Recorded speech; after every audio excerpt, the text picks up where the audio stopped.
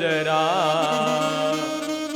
तुम अपने घट के पट खोलो जी, तुम अपने घट के पट खोलो।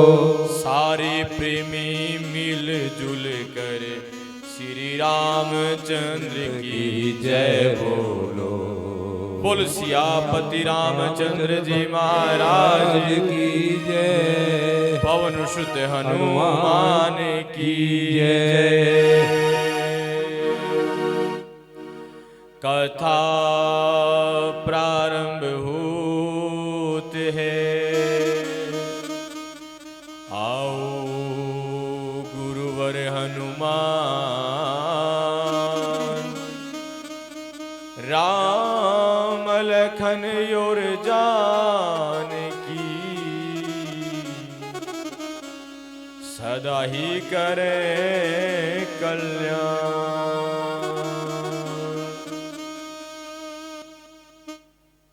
धर्म प्रेमी सत्संगी जनों, स्नेहवती माताओं बहनों, भगवान हरि और हर के आशीर्वाद से ऐतिहासिक नगरी के इस ऐतिहासिक मंदिर में भगवान राम के चरणों में बैठकर बजरंगबली जी महाराज के परम सानिध्य में मां भगवती के आशीर्वाद से भगवान बोले बाबा की अनुकंपा से आपके इस क्षेत्र में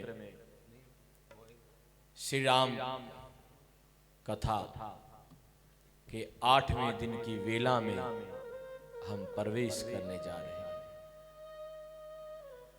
7 दिन कैसे बीत गए पता नहीं चला। संख्या बेशक थोड़ी रही, लेकिन जितने आए जैनवन श्रोता आए, जैनवन श्रोता आए। मैं व्यासपीठ से आप सब को इस बात के लिए धन्यवाद करता हूं कि आपको ना बारिश रोक पाई, ना तूफान रोक पाया, और ना ही अन्य कोई बातें रोक पाई। इसलिए सज्जनों देवियों,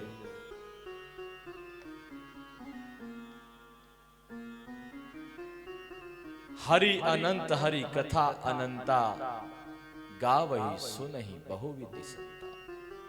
हरि की कथा अनंत है, हरि अनंत है। कथा की विधियां अलग अलग हैं, बहुत विधियां हैं कथा की। राम वही है, सीता वही है, उनका चरित्र भी वही है, बस फर्क ये है कि जो कहने वाला है वो अपने अपने भाव से कथा कहता है, और ये अपने अपने भाव की स्वतंत्रता भी केवल आपके धर्म में है। दूसरों के यहां तो एक आ का डंडा भी बदल नहीं सकते, जो है सो है। हमारे यहाँ रामायण पर कोई भी कवि टीका लिख सकता है, गीता पर कोई भी कवि, कोई भी लेखक अपने विचार लिख सकता है, स्वतंत्रता है। अभिव्यक्ति की स्वतंत्रता संविधान ने तो 1950 में दी, लेकिन हमारे यहाँ तो सदियों से है। हम अपने कन्हैया को, अपने भगवान को अपनी मर्जी के अनुसार नचा सकते हैं। हम उसको अपना भाई बना सकते हैं, अपना बेटा बना सकते हैं, अपना सखा बना सकते हैं, अपना पिता बना सकते हैं। ये स्वतंत्रता केवल आपको है, और हो भी क्यों ना, क्योंकि भगवान ने तो ये कहा कि मैं कण कण में विराजमान हूं। हर कहीं वो बैठा है, हर कहीं। इसलिए हम अपनी भावना के अनुसार अपने माता पिता में, अपने गुरु में उस परमात्मा का दर्शन कर लेते हैं। कहीं तो कहते हैं हमें तो आपके अंदर भगवान नजर आता है, वो आपकी भावना है। तत्व ज्ञान तो ये है, उपनिषद तो ये कहता है चेयरमैन साहब कि क्या कण कण में परमात्मा है। कहां? कण कण में परमात्मा। हर जगह परमात्मा का दर्शन कीजिए। इसलिए बंधुओं देवियों, बड़ भागी है वो लोग जो समय रहते परमात्मा के साथ तार जोड़ लेते हैं। कई बार इंतजार करते हैं कि अभी तो नौजवान है, बुढ़ापा आएगा तो क्या करेंगे, भक्ति तो करनी है, बाकी तो काम नहीं।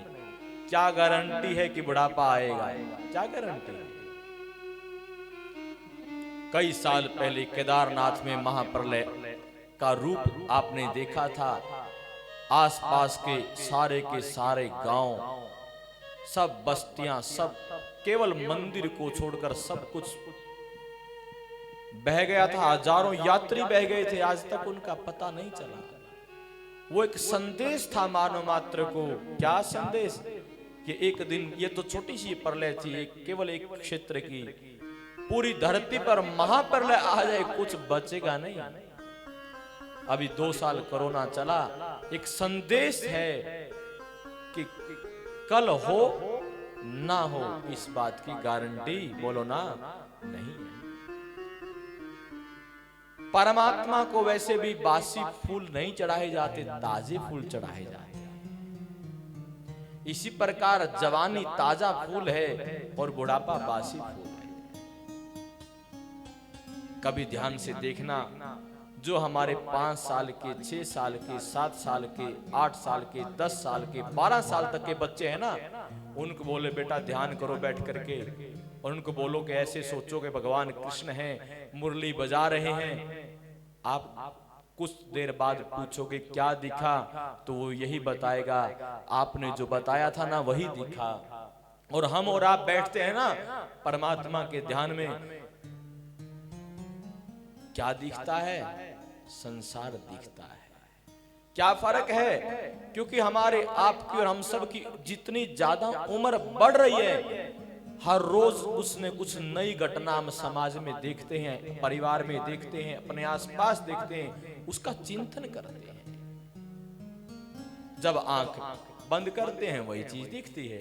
लेकिन वो अबोध बालक हैं, उन्होंने संसार के विकार अभी नहीं छुए। उनको कहो आंखें बंद करो, आंखें बंद करेंगे। परमात्मा को देखो, ऐसे ऐसे हैं परमात्मा, उनको वही दिखेगा। उनको बताओगे बेटा झूठ नहीं बोलना, उनको अपने जीवन से सिखाओगे। कई बार बच्चे माँ बाप को बोलते हैं, आप हमें कहते हो झूठ नहीं बोलना और तुम बोलते हो। ध्यान चाहूंगा, किसी भी जाति धर्म का बच्चा हो, जब माँ के गर्भ से पैदा होता है, उसके साथ कोई बुराई नहीं पैदा होती। वो अबोध, चाहे वो लड़का है चाहे लड़की है, वो बिल्कुल निर्दोष और निर्लेप पैदा होता है। और जैसा उसको संग मिलता है ना, वो वैसा बोलो ना बन जाता है। जैसा जैसा पानी में जो रंग डालोगे ना, पानी का भी वही रंग हो जाएगा, पानी का भी।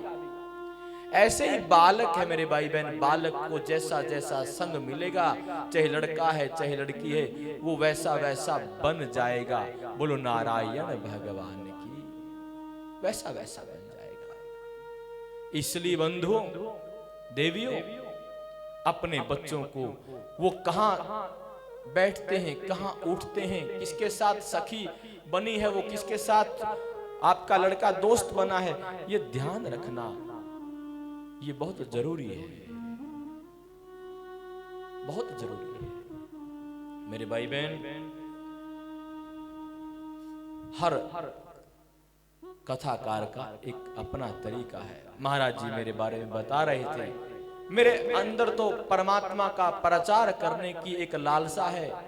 महीने में 1 सप्ताह में परमात्मा के लिए रखता हूं, बाकी अपना थोड़ा बहुत काम कर लेता हूं, ताकि किसी से मांगना ना पड़े, किसी से मांगना ना पड़े। यदि काम धंधे नहीं करूंगा तो फिर मांगना पड़ेगा कि देखो मेरे को भी महीने में 50,000 लाख रुपए का खर्चा चाहिए।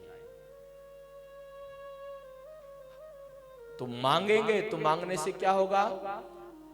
भक्त कहते हैं हमें तो आपके अंदर भगवान नजर आता है, तो भगवान कोई मांगता थोड़े है।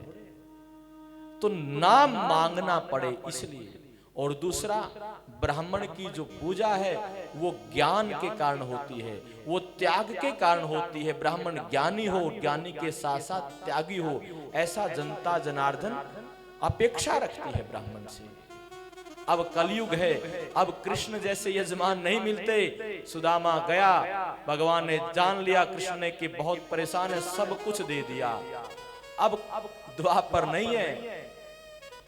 अब तो मैंने कहा था 10 का नोट और 100 का नोट, ज्यादा करे 500 का नोट।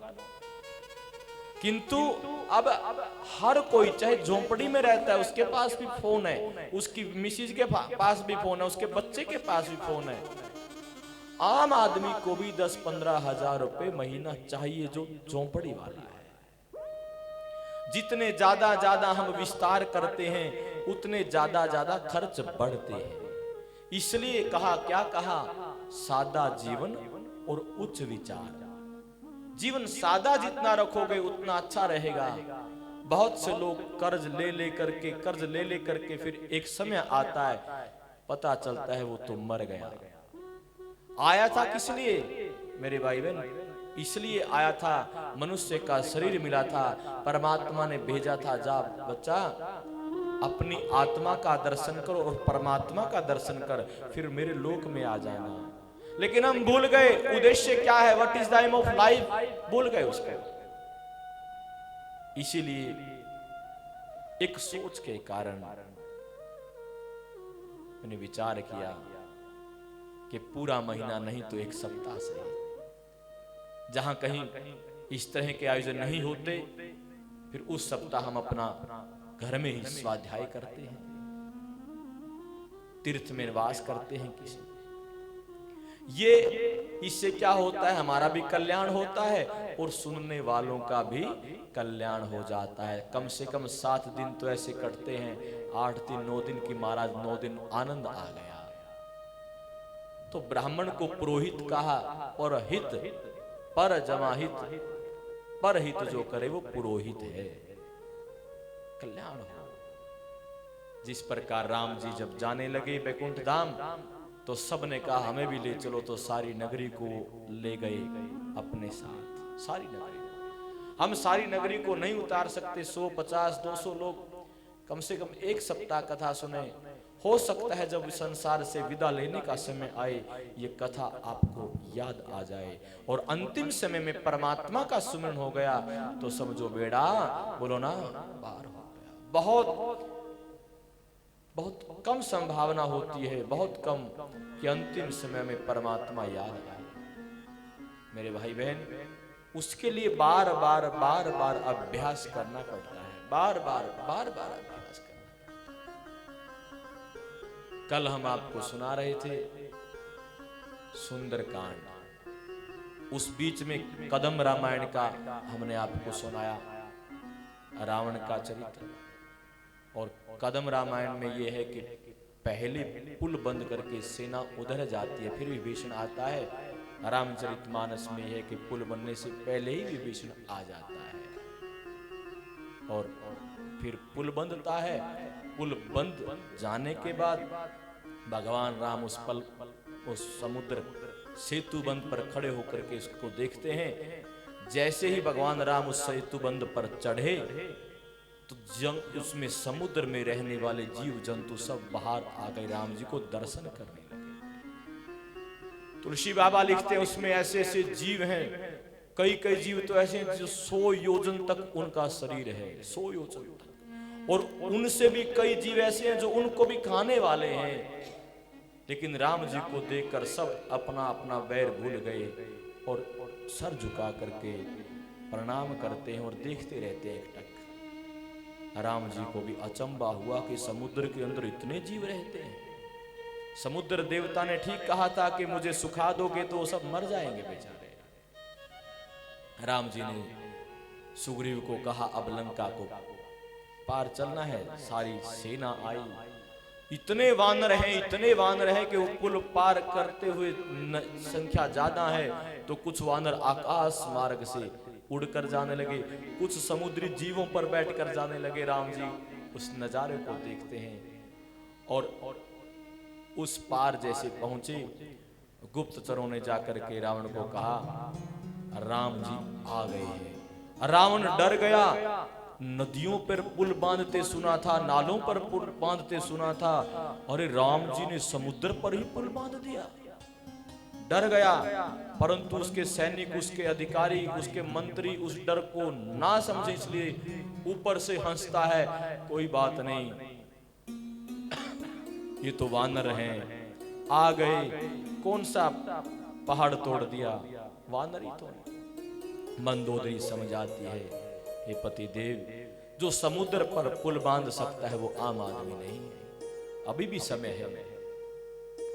रावण नहीं मानता। इधर जब रावण को टेंशन हुई, अपनी चिंता को दूर करने के लिए ऊंची चोटी पर बना एक महल जिसमें नाच गाना होता था, वहां पर जाता है। इतने में विभीषण और राम सब इकट्ठे हैं। राम जी कहते हैं विभीषण वो देखो, वो ऊंची चोटी पर ऐसा लगता है कि बिजली कड़क रही है, मेघ काले काले मेघ हैं। कहत विभीषण सुनो कृपाला, हो न तड़ितन वारिद माला, लंका शिखर ऊपर आगारा, तहलंक 10 कंदर देख अखारा। हे राम जी सुनो, ये जो आपको दिखता है कि गौर गौर काले बादल हैं, बिजली चमक रही है, बादल गड़गड़ा रहे हैं, ये नहीं है तो क्या है? हे कृपालु सुनिए, यह ने तो बिजली है और ने बादलों की घटा है। लंका की चोटी पर एक महल है और 10 गरीब रावण वहां नाच गान अखाड़ा देख रहा है। रावण ने सिर पर मेघबंडर, बादलों जैसा कंवर, विशाल और काला छत्र धारण कर रखा है। वही मानो बादलों की अत्यंत काली घटा है। मंदोदरी के कानों में जो कर्ण फूल हिल रहे हैं, हे प्रभु, वही मानो बिजली चमक रही है। हे देवताओं के सम्राट, हे महाराज राम सुनिए, अनुपम ताल और मृदंग बज रहे हैं, वही मधुर गर्जन ध्वनि है। रावण का अभिमान समझकर प्रभु मुस्कुराए और उन्होंने धनुष चढ़ाकर उस पर बाण का संहार किया। उस शब्द को, उस मुकुट को, उस कर्ण फूल को निशाना बनाकर। तो क्या होता है? छत्र मुकुट तार टक तब, हाथे एक ही बाण, सबके सब देखत मही, परे मरमून को जान। अस कौतुक करी राम सर, पर विसेउ आई निसंग, रावण सभास संक सब, देखी महारस भंग। राम जी ने उस मुकुट को लक्ष्य करके, उन कानों में बजने वाले कर्ण फूलों को लक्ष्य करके, उस शब्द को जो मृदंग बज रहे थे उसको लक्ष्य करके केवल एक बाण छोड़ दिया। वहीं से वहां सभा में क्या होता है? रावण का मुकुट गिर जाता है, मंदोदरी के कर्ण फूल कट जाते हैं और वो जो बाजे बज रहे थे उनकी डोरियां कट जाती हैं। सभा में अपशकुन हो गया, सब डर गए। कंपन भूमि न मरुत विशेषा, अस्त्र शस्त्र कछु नयन न देखा, सोच ही सब निज हृदय मजारी, असगुन भयउ भयंकर भारी। ना किसी ने अस्त्र आते देखा, ना शस्त्र जाते देखा, ना क्या हो गया। सब सोचते हैं बहुत बड़ा अपशकुन हो गया, बहुत बड़ा, बंद हो गया सब। मंदोदरी रावण को ले गई अपने रंग महल में पांव पकड़कर फिर समझाया, हे पति देव मान जाओ, मान जाओ। रावण विचार करता है। एक कवि ने बड़ा अच्छा लिखा, बार बार प्रार्थना करती है मंदोदरी। रावण मन में विचार करता है, ये पतिव्रता स्त्री है, पतिव्रता है। रावण कहता है, सुनो, मैं तुम्हें बताना नहीं चाहता था, अब बार बार आप प्रार्थना कर रही हो तो बता देता हूं। हे मंदोदरी, मैं तो आज भी फिर से तप कर सकता हूं। भगवान राम को तप के द्वारा प्रसन्न कर लूंगा, शंकर जी को तपस्या के द्वारा प्रसन्न कर लूंगा, ब्रह्मा जी को तपस्या के द्वारा प्रसन्न कर लूंगा। मैं अपना उद्धार स्वयं कर सकता हूं मंदोदरी, किंतु जो तेरे ये बेटे पोते हैं ना, जो विभीषण के बेटे पोते हैं, जो कुंभकर्ण के बेटे पोते हैं, ये सब अब असुर भाव को पाकर के बिल्कुल नराधम हो चुके हैं, ये नास्तिक हो चुके हैं, ये तप नहीं कर सकते। हे मंदोदरी, ये राम कोई आम आदमी नहीं, ये नारायण है, इस बात को मैं भी जानता हूं। मंदोदरी, जब मेरे बेटे पोते, कुंभकर्ण के बेटे पोते युद्ध में मर रहे होंगे, उनके आगे राम साक्षात दर्शन दे रहे होंगे। अंतिम समय में भगवान राम का दर्शन पाएंगे तो क्या होगा? राम जी के लोक में चले जाएंगे, मुक्त हो जाएंगे। इसलिए एक ही उपाय है, राम जी के साथ युद्ध किया जाए और अंतिम समय में राम जी का सबको दर्शन। मैं केवल अपने स्वार्थ के लिए नहीं कर रहा। मंदोदरी कहती है, आप पुरुष हो, कठोर हो, पर हम स्त्रियां हैं, हम अपनी आंखों के आगे हमारे बेटे मरे, पोते मरे, हम देख नहीं सकते। हे महाराज, मेरा इतना कठोर, इतना पक्का हृदय नहीं है, आप मान जाओ, कोई बात नहीं, इनको समझा देना, इनको भक्ति के मार्ग मिले। रावण कहता नहीं। दूसरा श्रीमद् भागवत में लिखा है कि भगवान नारायण के दो द्वारपाल भटनागर जी, जय और विजय, जय और विजय को सनकादिक ऋषियों ने श्राप दिया था कि तुम 3-3 जन्म राक्षस बनोगे।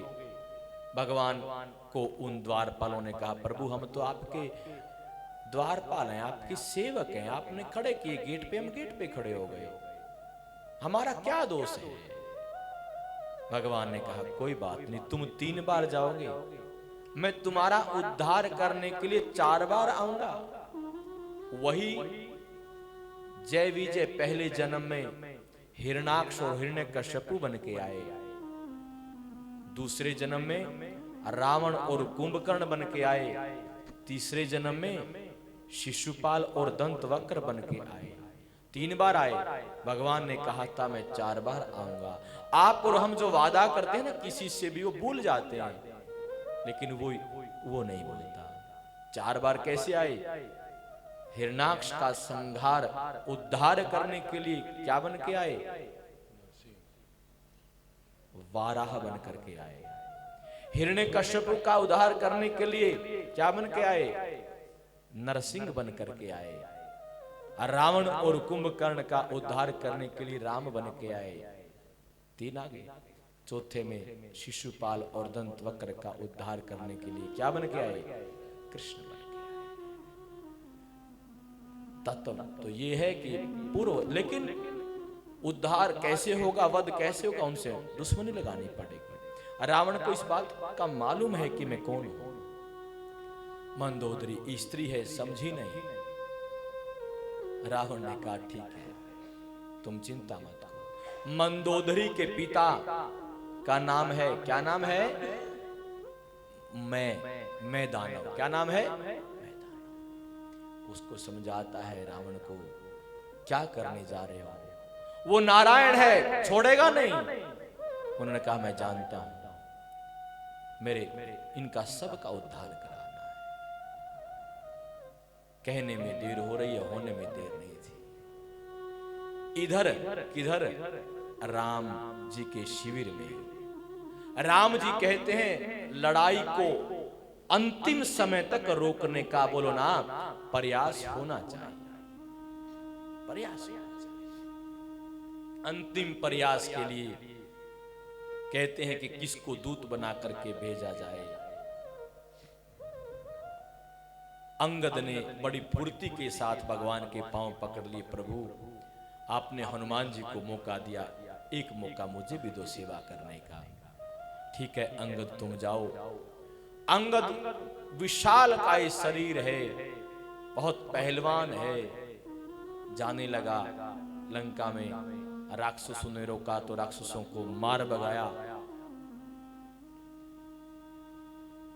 रावण का एक पुत्र वहां आया है, उस पुत्र का वध कर दिया। रावण को पता चला कोई वानर आया है, मंदोदरी डर गई कहीं फिर से हनुमान ना आया हो। अंगद कहता है राक्षसों को मुझे रावण से मिलना है। राक्षस डर के मारे भाग गए।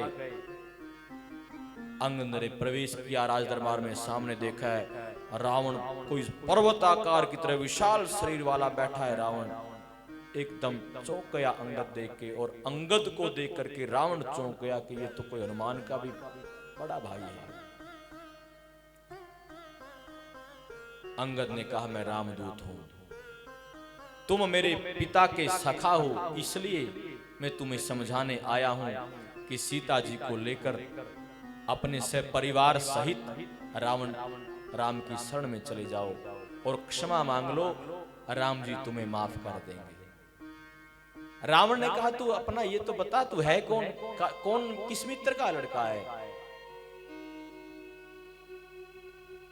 अंगद कहता है मेरे पिता महाराज बाली थे, मैं उनका पुत्र हूं। पता रावण को भी था कि बाली मारा गया।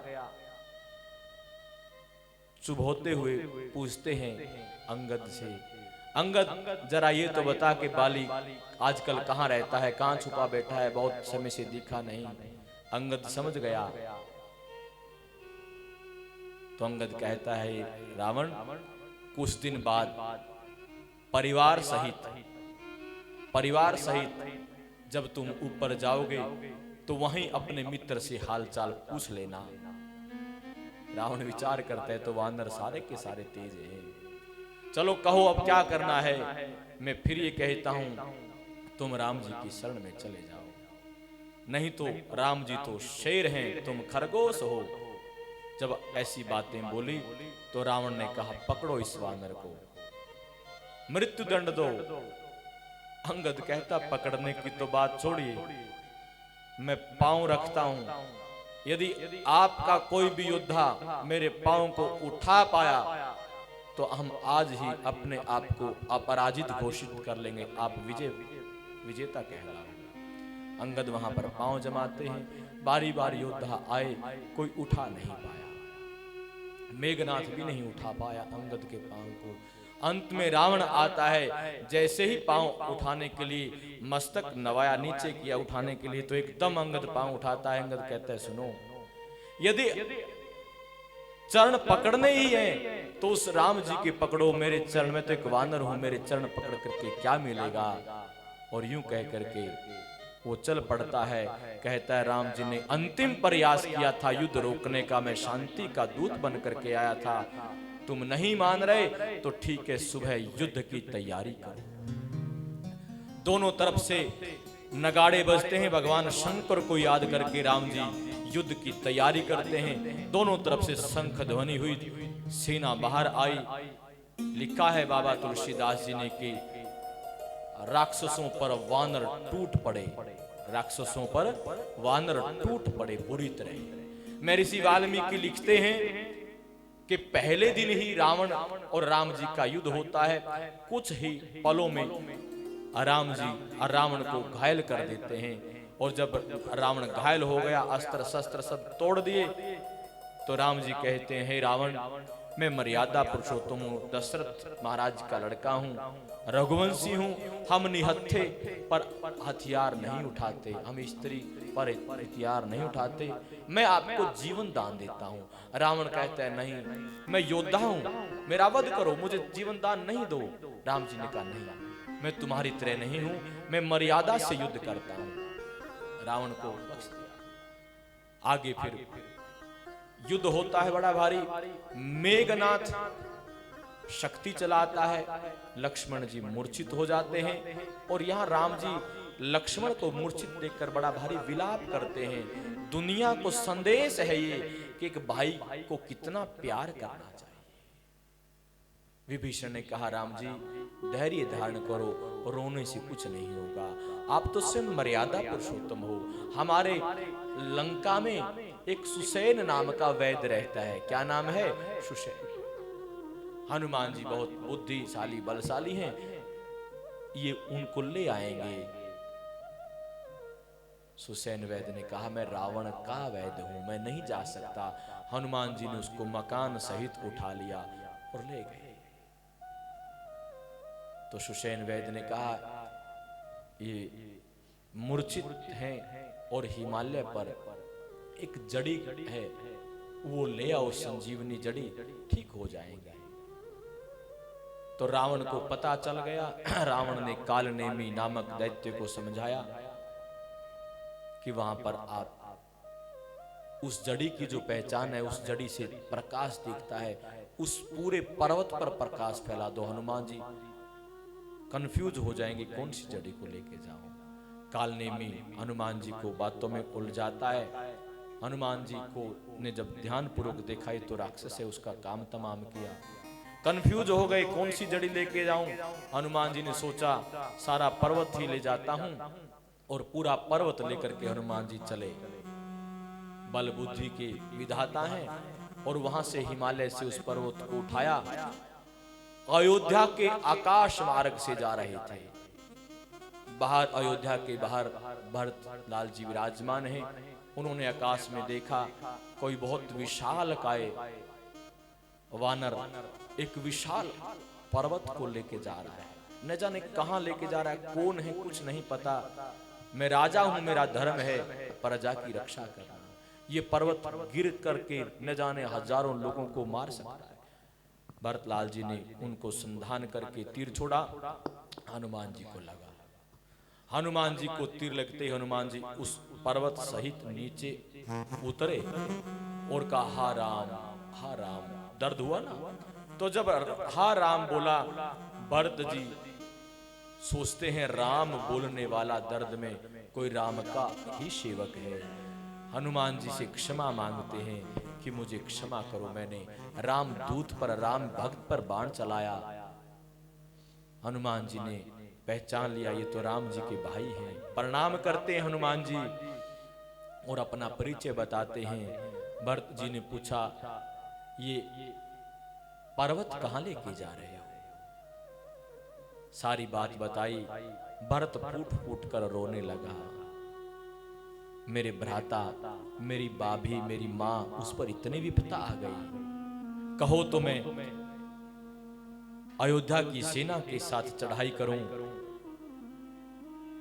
राम जी के दूत, राम जी के अनन्य भक्त हनुमान जी कहते हैं इसकी जरूरत नहीं है, क्योंकि राम जी अकेले ही युद्ध जीतने में समर्थ हैं। वो तो उस युद्ध का यश हम जैसे वानरों को देना चाहते हैं, अन्यथा तो वो समर्थ हैं। आप चिंता मत करो। और राम जी बहुत जल्दी रावण को कुटुंब सहित परलोक पहुंचाकर सीता जी को लेकर 14 वर्ष वनवास का पूरे होने ही वाले हैं, तुरंत यहाँ लौटेंगे। आप उनके लौटने तक इंतजार करो। आप अयोध्या को सजाइए, आप विश्वास कीजिए मैं रामदूत हूं, मैं झूठ नहीं बोलता। विदा लेकर के चले हैं और संजीवनी बुट्टी को लेकर राम जी ने देख लिया, आ गए बजरंगबली।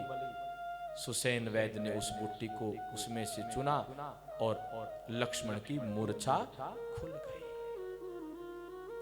लक्ष्मण की मूर्छा खुल गई। लक्ष्मण पूरे जोश के साथ अगले दिन तैयारी करता है। विभीषण ने बताया कि ये मेघनाथ मां शक्ति की पूजा करता है। मां शक्ति की शक्ति जब तक इस पर है, इसको हम मार नहीं सकते।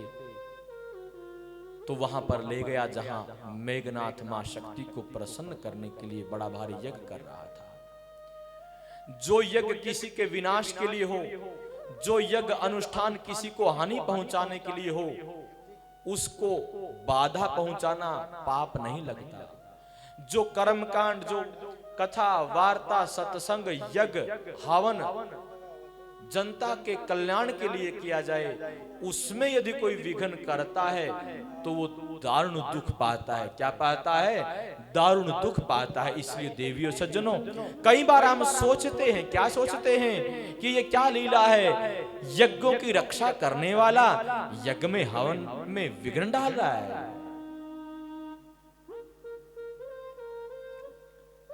इसका अर्थ है ये जो यज्ञ हवन अनुष्ठान है ना, ये परमात्मा को प्रसन्न करने के लिए, ये जनता जनार्दन का कल्याण करने के लिए है। समझ में आ गया? इसलिए बंधु, मेघनाथ को ललकारा है वहां पर, और मेघनाथ को कहा कि युद्ध कर, युद्ध, कल तू धोखा दे गया। मेघनाथ ने सारी शक्तियां चलाई, लक्ष्मण पर कोई शक्ति नहीं चली। अंत में अपने परमात्मा को याद करता है, शंकर भगवान को, ब्रह्मा जी को, मेघनाथ, और देखता है कि ये तो नारायण है। राम लक्ष्मण के अंदर नारायण का स्वरूप नजर आता है। मेघनाथ और रावण मायापति थे, माया को भी जानते थे। तुरंत वहां से अपने रूप को हटाकर अपने पिता रावण के पास गया। पिताजी, ये राम और लक्ष्मण कोई साधारण नहीं है। मैंने अपनी सारी शक्तियां चला दी, कल तो न जाने क्या तुक्का चल गया था। हे पिताजी, आज मैं कहता हूं, इनसे वैर छोड़ दो। ये तो नारायण है। लेकिन जब व्यक्ति के ऊपर होनी प्रबल होती है ना, वो वही करता है जो नहीं करना चाहिए, जो नहीं करना चाहिए। बंधुओं देवियों,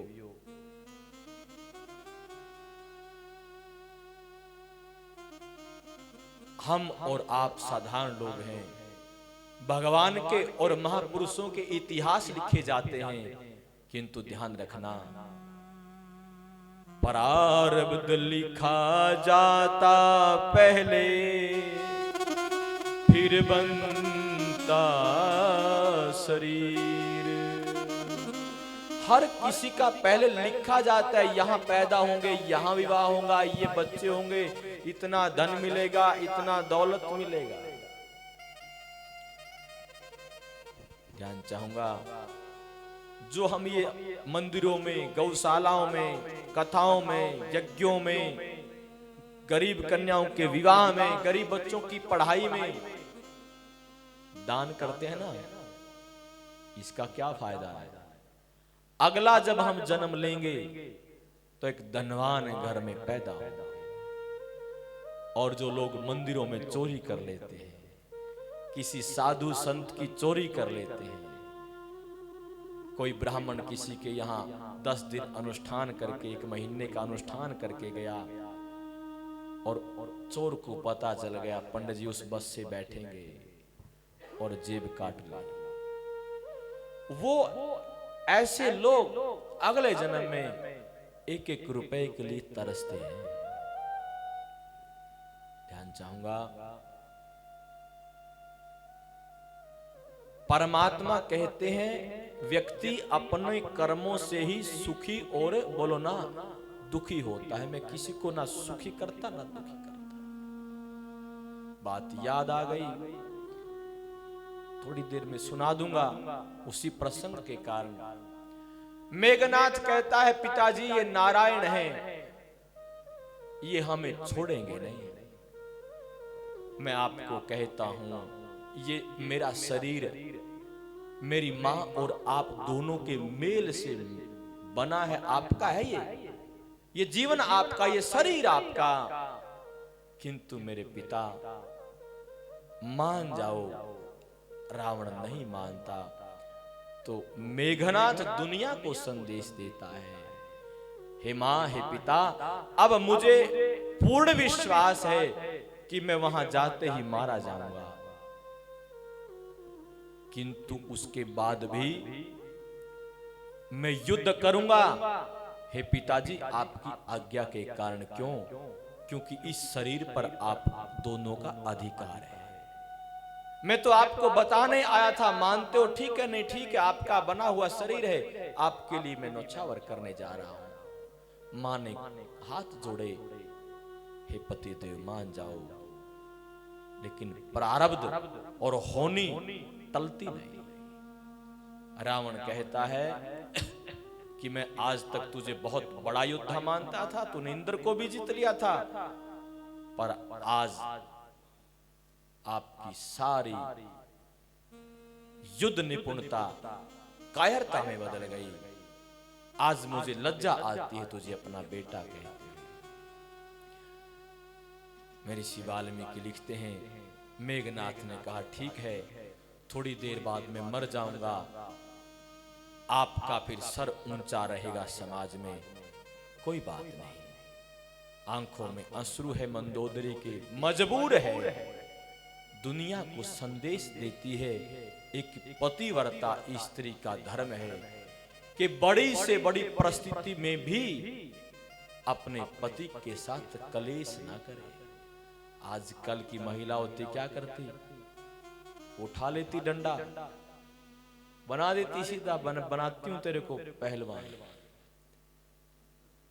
दुनिया को संदेश देती है, मैं दानव की कन्या है, उसका पिता भी राक्षसों का राजा था, संदेश दिया। और ध्यान चाहूंगा, पहले की स्त्रियां युद्ध में भी और शास्त्रों में भी निपुण होती थी। इसका उदाहरण यह है कि जब राजा दशरथ युद्ध में गए थे तो कैकेयी ने युद्ध में विजय दिलवाई थी। आप पढ़िएगा, रावण का चरित्र 2 गुण थे, भक्त था और विद्वान था, बाकी कोई गुण नहीं था। लेकिन उसके बाद भी मंदोदरी का जो चरित्र है वो कितना पवित्र है, लेकिन फिर भी कहीं हाथ जोड़ करके प्रार्थना ही करती नजर आई, कहीं उसका सामना नहीं किया।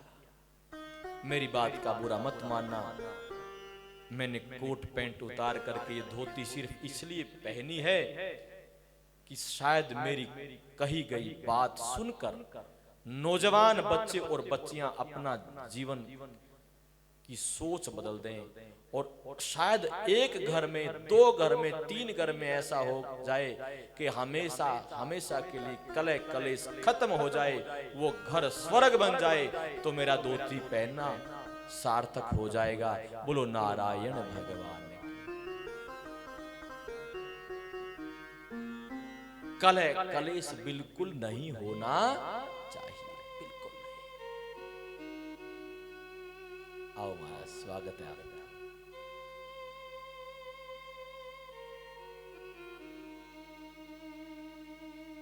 मेघनाथ विदा मांगता है और गया वहां पर युद्ध के लिए ललकारा। लक्ष्मण ने कान तक खींच करके धनुष छोड़ दिया और मेघनाथ के प्राण पखेरु उड़ गए।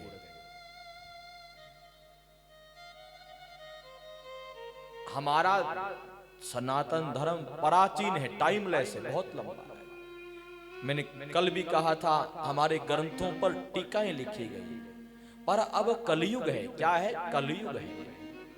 कलयुग में महर्षि तुलसीदास द्वारा लिखित, महाकवि तुलसीदास द्वारा लिखित रचित जो ये रामचरितमानस है, ये प्रमाणिक है। इसको मंदिर में रखा गया था, ब्राह्मणों ने कहा जब सत्यम स्वयं सुंदरम लिखा जाएगा भगवान के द्वारा हम मानेंगे। ताले लगा दिए गए थे, सुबह देखा गया तो सत्यम शिवम सुंदरम लिखा मिला। इसलिए प्रमाणिक ग्रंथ है ये। यहां लिखा है कि जब मेघनाथ मर गया तो हनुमान जी उसके शव को रावण के वहां दे आए, रखा है द्वार के आगे।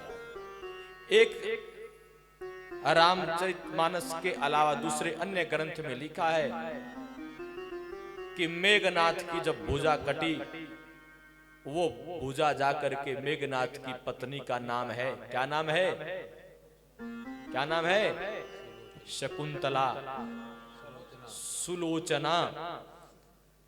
जानबूझ के बोला था मैंने, देखूंगा पता है कि नहीं, कई बार वैसे कह देते हैं हाँ जी पता है। सुलोचना और शकुंतला कौन है? शकुंतला इस भारत देश का नाम जिस भरत के नाम से पड़ा, उस भरत की पत्नी का नाम, और ये सुलोचना, सुलोचना सुंदर है लोचन जिसके, सुंदर है आंखें जिसकी। आजकल तो होता है नाम होता है स्वीटी और होती बहुत कड़वी है। पहले होता था नाम होता था पतासो, पतासे जैसी मिठी। शब्द बदल गए वर्मा जी, शब्द बदल गए। पहले पतासो रखा जाता था, आज स्वीटी रखा जाने लगा है ना।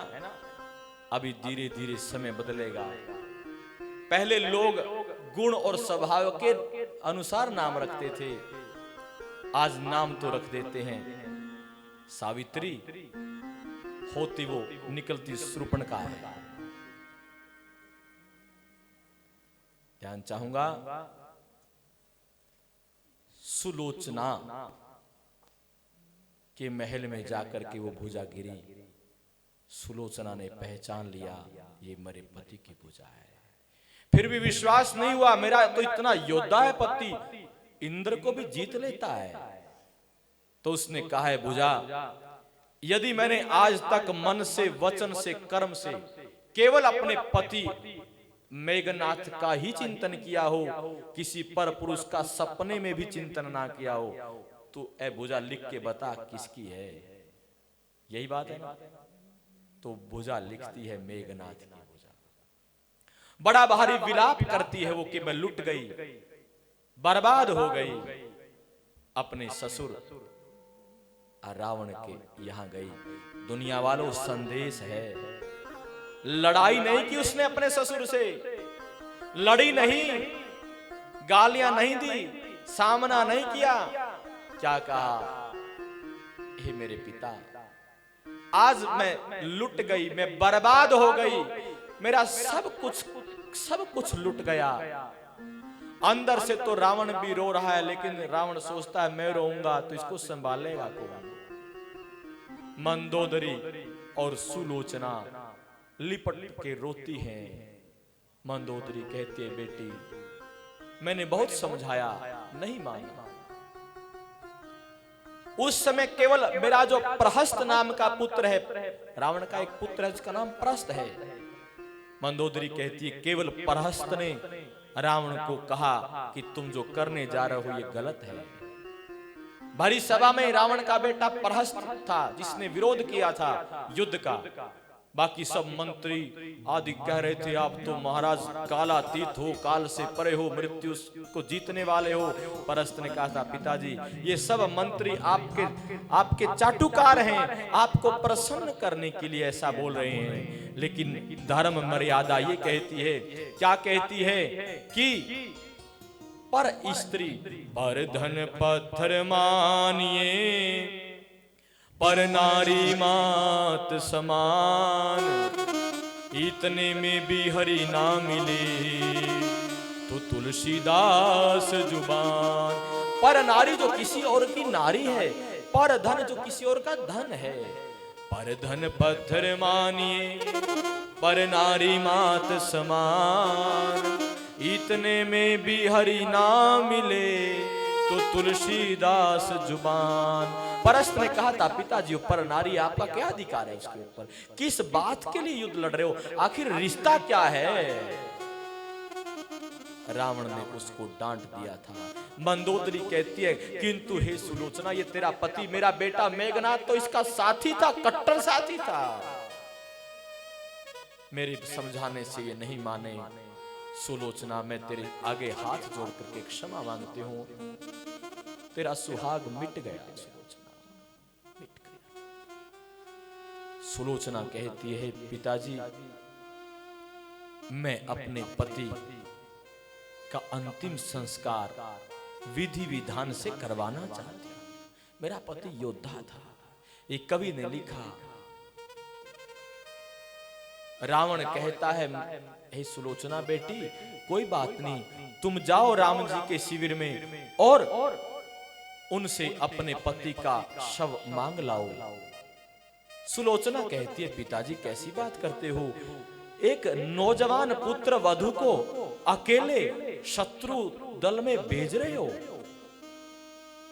रावण फपक फपक कर रोने लगा, पहली बार रोया है। कवि लिखते हैं, रावण कहता, बेटी यही विडंबना है, मैं उनको अपना शत्रु मानता हूं, मैं उनसे वैर रखता हूं, पर मेरे राम किसी से वैर नहीं रखते, किसी को शत्रु नहीं मानते, किसी को नहीं। आप जाओ, मेरी वाणी पर विश्वास करो। सुलोचना गई, अपने ससुर की वाणी पर विश्वास करके। राम जी ने कहा, आओ देवी, हे राम जी आपको प्रणाम, मेरे पति का शव दे दो। मेरा पति योद्धा था, मैं एक पतिव्रता स्त्री हूं, मैं अपने पति के साथ सती होना चाहती हूं।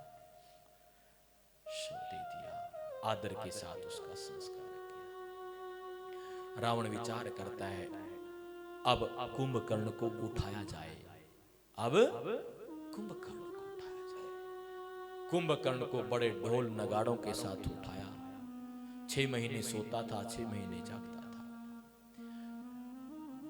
रावण ने कहा, आज मुझ पर विपदा आई है, मेरा बेटा मारा गया, मेरे और भी कई बेटे मारे गए। हे कुंभकर्ण भाई, अब मेरा नंबर है, मेरी सहायता करो। कुंभकर्ण ने सारी बात पूछी, बात क्या है। रावण ने सब बताया कि इस तरह से मैं सीता जी का हरण करके लाया। कुंभकर्ण असुर था किंतु भक्त था। वहां पर उसने उपदेश किया है, पढ़िएगा आप रामचरितमानस को, कि पर स्त्री का, और वो भी सीता का, आपके साथ सीता जी का कोई मेल नहीं, सीता आपको चाहती नहीं। यदि वो चाहती तो शायद कहीं न कहीं बात न्यायपूर्ण होता। वो तो देवी है। जो स्त्री बिल्कुल विशुद्ध पतिव्रता है, उसकी तरफ तो मन से भी गलत विचार नहीं आना चाहिए। रावण तो पूजनीय है। इस बात में मैं आपका साथ नहीं दे सकता। आओ मास्टर जी, स्वागत है आपका। कुंभकर्ण को रावण दुहाई देता है धर्म की कि हम भाई हैं। तो उसने कहा, विभीषण कहाँ है। रावण ने कहा, मैंने उसका भरी सभा में अपमान किया, वो मुझे बहुत समझाता था, और फिर एक दिन बहुत ज्यादा मुझे क्रोध आया, मैंने लात मार के उसके घर उसको निकाल दिया वहां से। अब वो राम जी के साथ है। विभीषण ने ये ठीक नहीं किया। कुंभकर्ण कहता है, चलो। विभीषण ध्यानपूर्वक देखता है कि राम कोई आम नहीं, वो तो नारायण है। रावण को कहता है, रावण भाई, वो तो नारायण है। कहते, हाँ मुझे मालूम है इस बात का, मुझे छोड़ेंगे नहीं, लेकिन फिर भी मरना तो एक दिन है। मेरे अंतिम समय में वो राम, वो नारायण मेरे सामने होंगे, ऐसा अवसर नहीं मिलेगा, इसलिए मैं युद्ध करने जाऊंगा। इसलिए कुंभकर्ण युद्ध करने जाता है और बड़ा भारी युद्ध होता है। वो भी लक्ष्मण के हाथों मारा जाता है। राम जी को प्रणाम करके उसकी आत्मा राम जी के दिव्य स्वरूप में समा गई। राम जी ने कुंभकर्ण की वीरता की सराहना की। ध्यान चाहूंगा, धीरे धीरे युद्ध बढ़ने लगा।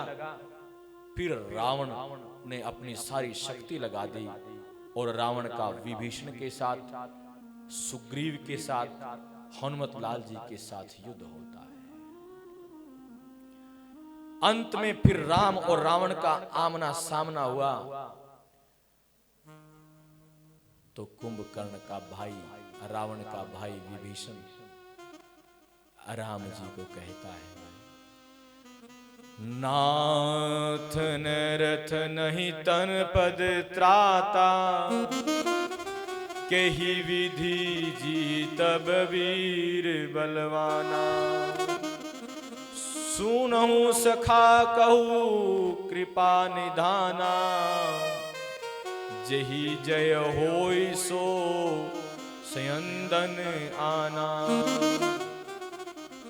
हे राम जी, विभीषण कहता है, रावण के पास रथ है, आपके पास रथ नहीं, आप पैदल हैं, आप उन्हें कैसे जीत पाओगे? तो राम जी बड़ा गहरा जवाब दे रहे हैं, बड़ा गहरा ज्ञान है, बड़े ध्यान से सुनना। सीरज धीरज ते ही रथ चाका, सत्यशील दृढ़ ध्वजा पताका। बल विवेक दस परहित घेरी, क्षमा कृपा समता रजू चेरी। ईश भजनु सारथी सुआना, बरती चरम संतोष कृपाना। दान परशु बुद्धि शक्ति प्रचंडा, बर विज्ञान कठिन को दंडा। अमल अचल सन त्रोण समाना, समजम नियम शील सुख नाना। कवच अभेद विप्र गुरु पूजा, एही सम विजय उपाय न दूजा। सखा धर्म में असरथ जाके, जीतन कहन कतहु रिपुता के। महा अजय संसार रिपु, जीत सकई सो वीर। जाके असरथ होई दृढ़, सुनहु सखा मति धीर। हे सखा विभीषण, तुम क्या कहते हो कि युद्ध रथ के बिना नहीं जीता जाता? अरे युद्ध तो छोड़िए, ये जो जीवन रूपी युद्ध है ना, इसको भी पार पाया जा सकता है उस रथ पे बैठकर। कौन से रथ पर बैठकर? क्या कहा? सीरज धीरज तेहि रथ चाका, सत्यशील दृढ़ ध्वजा पताका। विभीषण, जिसके पास शौर्य और धैर्य, धैर्य मतलब पेशेंस, क्या? पेशेंस। आजकल पेशेंस की कमी है। मैं सोचता हूं मेरे को किसी ने 2 शब्द बोले तो मैं उसके जब तक 10 ना सुना दूं चैन नहीं। मैं तो छोटे घर की बन गई, मेरे को 2 शब्द कैसे बोल गया कोई? क्या कहा? जीवन रूपी इस युद्ध को किस रथ पर बैठकर जीत सकते हैं? शौर्य और धैर्य उस रथ के पहिए हैं। सत्य और शील, सदाचार, कैरेक्टर उसकी मजबूत ध्वजा है और पताका है। बल, विवेक, ध्यान चाहूंगा, विवेक किसको बोला? बल, विवेक, दम, दम का मतलब होता है इंद्रियों को वश में करना। दम इंद्रियों को वश में करना, और शम मन को वश में करना। सम दम, ये 4 उसके घोड़े हैं। और जो क्षमा, दया और समता रूपी, मतलब सबको समान देखना। आजकल भाई भतीजावाद, जाति के नाम पर, धर्म के नाम पर, क्षेत्र के नाम पर भेदभाव। राम जी कहते हैं समता, सबको समान। क्षमा, दया और ममता रूपी डोरी से जुड़े हुए ये घोड़े हैं। ईश्वर का भजन ही चतुर सारथी है, वैराग्य काल है और संतोष यानी सेटिस्फेक्शन। आज हर किसी को संतुष्टि नहीं है ना, तभी टेंशन है। जो जो मिल गया बस आनंद में। संतोष तलवार है, दान करना फरसा है और बुद्धि प्रचंड शक्ति है। हे श्रेष्ठ योद्धा विभीषण, विज्ञान तर्क पूर्वक बात धनुष है। निर्मल पाप रहित और अचल स्थिर मन तर्कस के समान है। शम मन का वश में होना, अहिंसा आदि यम और शौच आदि नियम, ये बहुत से बाण हैं। ब्राह्मणों और गुरु का पूजन अवैध कवच है। इसके समान विजय का दूसरा कोई उपाय नहीं है। और यदि ये सारी बातें हों तो हे धीर बुद्धि वाले सखा विभीषण सुनो, जिसके पास ऐसा जो मैंने ऊपर बताया ऐसा दृढ़ रथ हो, वह वीर संसार रूपी जन्म मृत्यु रूपी महान दुर्जय शत्रु को भी जीत सकता है। रावण की तो बात ही क्या। बोलो सियापति रामचंद्र जी महाराज। समझ में आई एक एक बात। श्री राम जय राम जय जय राम, श्री राम जय राम जय जय राम, श्री राम जय राम जय जय राम, श्री राम जय राम जय जय राम, श्री राम जय राम जय जय राम, श्री राम जय राम जय जय राम, हो श्री राम जय राम जय जय राम, श्री राम जय राम जय जय राम। दो अक्षर का प्यारा नाम, दो अक्षर का प्यारा नाम, दो अक्षर का प्यारा नाम, दो अक्षर का प्यारा नाम।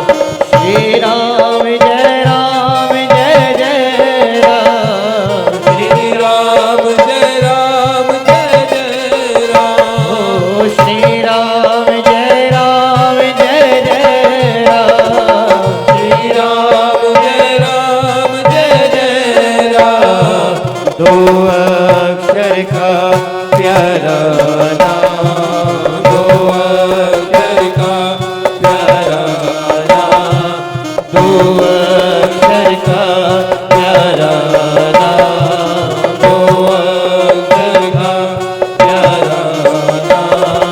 श्री राम जय राम जय जय राम, श्री राम जय राम जय जय राम। पतित पावन सीताराम, पतित पावन सीताराम,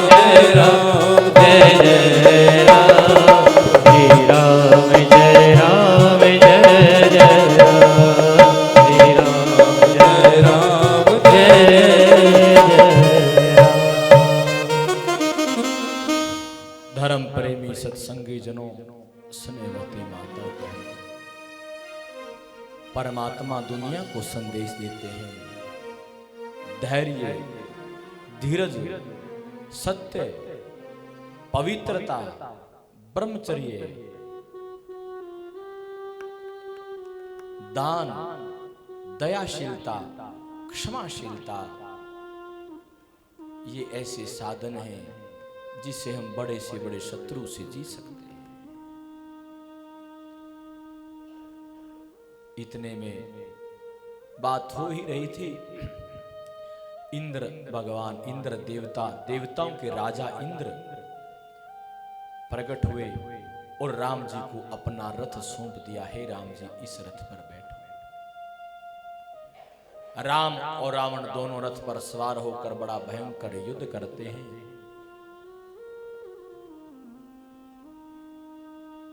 यहां लिखा है रावण का और विभीषण का युद्ध होने लगा। रावण ने अमोघ शक्ति का प्रयोग किया विभीषण पर। वो अमोघ शक्ति जो जिस पर चल जाए व्यक्ति बचता नहीं, मर जाता है। राम जी ने देखा मेरा मित्र मारा जाएगा, तुरंत राम विभीषण के आगे आ गए, दुनिया को संदेश दिया सच्चा मित्र अपने मित्र के लिए प्राण भी न्यौछावर कर सकता है। राम जी को हिला दिया उस शक्ति ने, क्योंकि नारायण है शक्ति, मार तो शक्ति नहीं नारायण को, लेकिन हिल गए, बहुत कष्ट हुआ। देवता पुष्प बरसाने लगे, धन्य हो राम, मित्र हो तो राम जैसा, मित्र हो तो कृष्ण जैसा। विभीषण कहता है प्रभु हम तो राक्षस हैं, मेरे लिए आपने इतना कष्ट सहा। नहीं प्रभु, आपको कुछ हो जाता तो फिर हम कहीं के नहीं रहते, मैं मर जाता तो कोई बात नहीं थी। नहीं मित्र, मित्र का धर्म है अपने मित्र के लिए प्राण तक न्यौछावर कर देना। मैंने आपको अपना मित्र माना है। और दूसरा, तुम युद्ध भी तो मेरे लिए ही कर रहे हो। दुनिया को संदेश दिया देवियों सज्जनों भगवान राम ने। फिर राम युद्ध करने लगे। अगस्त ऋषि प्रकट हुए, राम जी को कहा, हे राम जी, आप सूर्यवंशी हैं, आप सूर्य नारायण को याद कीजिए। मेरे ऋषि वाल्मीकि जी ने लिखा है, अगस्त जी राम जी को सूर्य का मंत्र देते हैं, जिसको हम आज के समय में आदित्य हृदय स्तोत्र कहते हैं। कहीं भी युद्ध के लिए जाना है, कोर्ट कचहरी के मुकदमे के लिए जाना है, कहीं भी ऐसा जहां आपको लगता हो कि वहां हार और जीत की बात है, आदित्य हृदय स्तोत्र पढ़ करके जाइए। हम जैसे लोग तो हर रोज पढ़ते हैं, क्योंकि हमारा तो बोलने का काम है, चाहे मंच पर बोले चाहे डेस्क पर बोले, बोलने का काम है। शक्ति आती है इसमें, निसंदेह कोई संदेह नहीं। तो आदित्य हृदय स्तोत्र का पाठ किया राम जी ने। विभीषण ने कहा, हे राम जी, रावण की नाभि में अमृत है, उसको सुखाओगे तभी ये मरेगा, इसलिए आप पहले उसको सुखाइए। महर्षि वाल्मीकि ने भी और तुलसी बाबा ने भी लिखा है। कमेटी के पदाधिकारी हमारे प्रधान जी, सेक्रेटरी साहब, कैशियर साहब, हमारे चेयरमैन साहब अशोक वर्मा जी, भटनागर जी, और भी सज्जन जो आए हैं, हमारे योगेंद्र गुप्ता जी, इनका परिवार, सबका, आप सब मेरे मुख्य अतिथि हैं। आप जितने बैठे हो ना, आप सभी मेरे लिए मुख्य अतिथि हैं। जोरदार तालियां आप सबके लिए बजे। मेरे भाई बहन, विभीषण कहता है कि इसके नाभि में अमृत है। कुछ इधर बैठ जाओ इस साइड आके, कुछ उधर बैठ जाओ। अमृत को सुखाओ। तुलसी बाबा लिखते हैं, क्या लिखते हैं, राम जी ने एक ही बार में 31 धनुष, कितने 31 धनुष मारे रावण को। एक नाभि में मारा, नाभि सूख गई, 10-10 भुजाएं थी, 20 वहां लगे और 10 सिर थे, 10 वहां लगे। 31 के 31 ने सारे सिर काट दिए, सारी भुजाएं काट दी, नाभि भी सुखा दी। अकेली धड़ जमीन पर नाचने लगी। राम जी ने देखा अभी इसमें जीव है, फिर उस धड़ को टुकड़े करने के लिए बाण छोड़ा। उसमें से दिव्य आत्मा निकली, राम जी के चरणों को प्रणाम करते हुए। इसमें लिखा है कि राम जी के मुख में समा गई, क्योंकि राम नारायण है। और जैसे वो धड़ गिरी, बहुत से वानर, रिछ, भालू, वृक्ष उसके नीचे दब करके मर गए। विशाल काय था रावण। ताशु तेज समान प्रभु आनन, हर से देखी शंभु चतुरानन। जय जय धुनि पुरी ब्रह्मांडा, जय रघुबीर प्रबल भुज दंडा। रावण का तेज प्रभु के मुख में समा गया। यह देखकर शिव जी और ब्रह्मा जी हर्षित हुए और ब्रह्मांड भर में जय जयकार की ध्वनि भर गई। प्रबल भुज दंडों वाले श्री रामचंद्र जी की जय हो, श्री रामचंद्र जी महाराज की जय हो। बरसहि सुमन देव मुनि वृंदा, जय कृपाल जय जयति मुकुंदा। जय कृपा कंद मुकुंद इंद, हरन शरण सुख प्रद प्रभो। खल दल विदरान परम कारण, कारुणिक सदा विभो।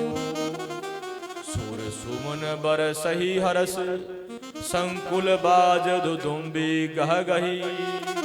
संग्राम अंगन राम अंग, अनग बहु शोभालहि। सिर जटा मुकुट प्रसून बिच बिच, अति मनोहर राजही। जनु नीलगिरी पर तड़ित पटल, समेत उड़गन व्राजही। भुज दंड सर को दंड फेरत, रुधिर कन तन अति बने। जनु राय सुती तमाल पर बैठी, विपुल सुख आपने। कृपा दृष्टि करी वृष्टि प्रभु, अभय किए सुर वृंद। भालू की सब हर से, जय सुख धाम मुकुंद। पति सिर देखत मंदोदरी, मूर्छित विकल धरनी खसी परी। जुबती वृंद रोवत उठी धाई, तेहि उठाई रावण पही आई। जब मंदोदरी के आगे रावण के सिर पड़े आकर के मंदोदरी विलाप करने लगी। विलाप पति गति देखिन करही पुकारा, छूटे कच नहीं बशुप संभारा। उर ताड़ना करही विधि नाना, रोवत करही प्रताप बखाना। रावण का प्रताप, रावण के बल को गान करती हुई बड़ा भारी विलाप करने लगी। उसके पिता आए, मैं दानव आए, मंदोदरी को समझाया किसी का बस नहीं है। मंदोदरी तेरा और इसका इतना ही साथ था, सब विधि का खेल है। विचार करता है मैं दानव कि अब रावण मर गया, पुत्र पौत्र सब मर गए, अब राम जी के आगे हथियार डाल देने चाहिए, नहीं तो ऐसा ना हो कि वानर सेना लंका के नगर बस्तियों में प्रवेश करके नगर बस्तियों को उजाड़ ना दे, और जो कुछ बचा है उसको तो बचाया जाए। कम से कम जितना डैमेज कंट्रोल हो सकता है उतना करें। समझदार था, तुरंत रावण का मुकुट लेकर के राम जी के आगे आत्मसमर्पण करता है, हे राम जी आप जीत गए, लंका हार गई। आप जो जीतता है वो उस प्रदेश का राजा बनता है। आप अयोध्या के साथ साथ लंका के भी आज से राजा बन गए। मैं आपको राज तिलक करता हूं। राम जी कहते हैं मैंने लंका को जीत लिया, इसलिए नहीं जीता कि मैं लंका का राजा बनूं, बल्कि इसलिए युद्ध किया कि रावण दुराचारी था। रावण ने पर स्त्री का हरण किया था। रावण के अनुचर, रावण के सहयोगी ऋषियों को मार करके उनका मांस खाते थे।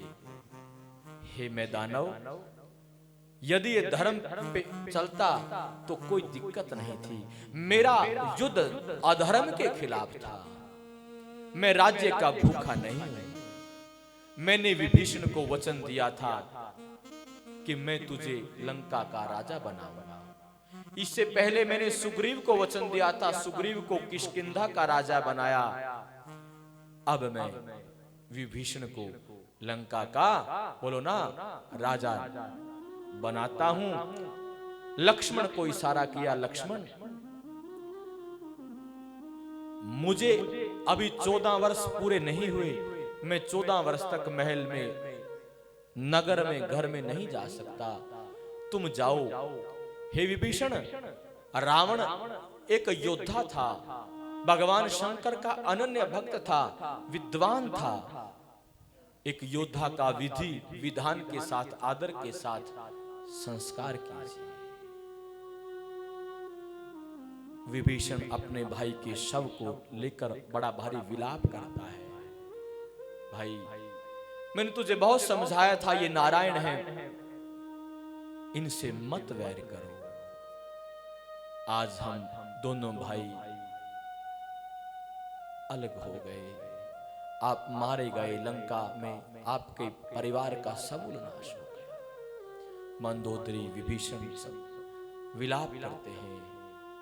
लक्ष्मण ने समझाया, विभीषण धैर्य धारण करो और रावण का अंतिम संस्कार करो। तुलसी बाबा लिखते हैं कि रावण का विभीषण ने विधि विधान के साथ अंतिम संस्कार किया। फिर मैदान आदि जो बचे खुचे योद्धा थे, आम जनता जनार्दन में विभीषण के प्रति आदर था। सारी जनता राज तिलक की रस्म में भाग लेती है।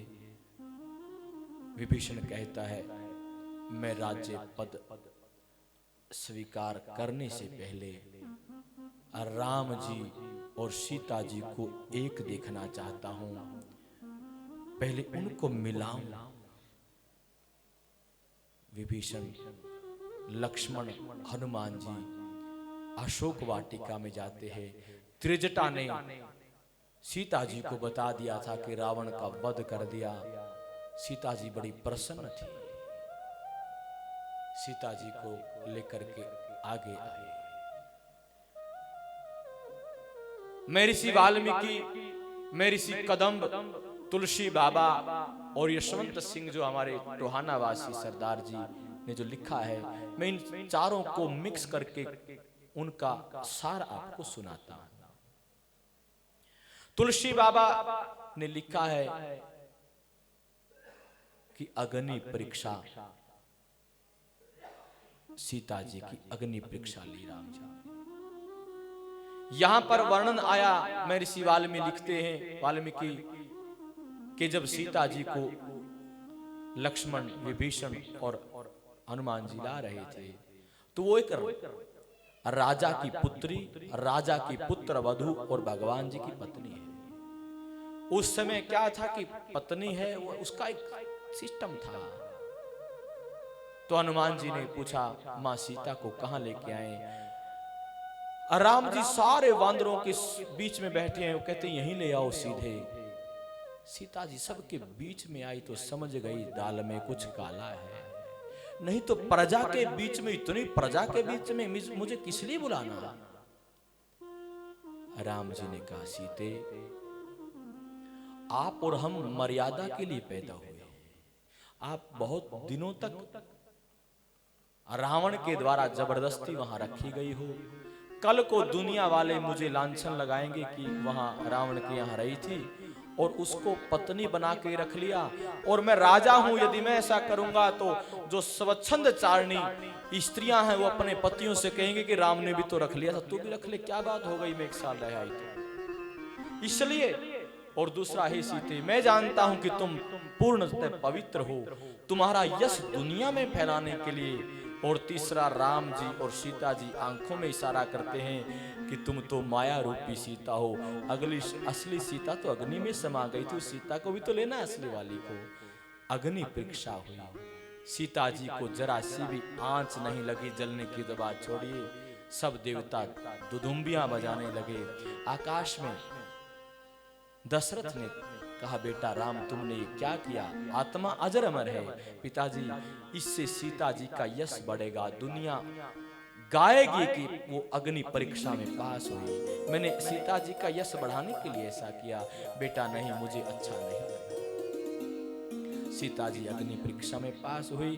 फिर विभीषण कहता है, अब प्रभु क्या आज्ञा है, पहले राज तिलक करवाओ, राज गद्दी खाली नहीं होनी चाहिए। लक्ष्मण जी गए, विभीषण को राजा बनाया। जब राजा बन गया विधिवत रिटर्न में, तो वह कहता है, मेरे वानर, मेरी सेना, अब मैं राजा हूं लंका का। तो वहां से बहुत से वस्त्र आभूषण, बहुत से उनको सैनिकों को कहा कि सारे वानरों को वस्त्र आभूषण दे दो। सारे वानरों पर वस्त्र आभूषण पर साए वानर वस्त्र आभूषण पहन करके नाचने लगे।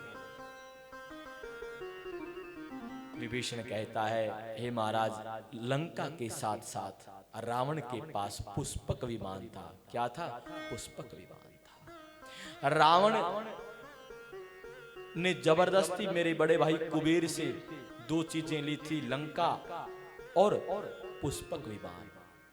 हे प्रभु, आपने मुझे वचन दिया था कि मैं लंका का राजा बनाऊंगा, मेरी इच्छा ना होते हुए भी आपने बनाया।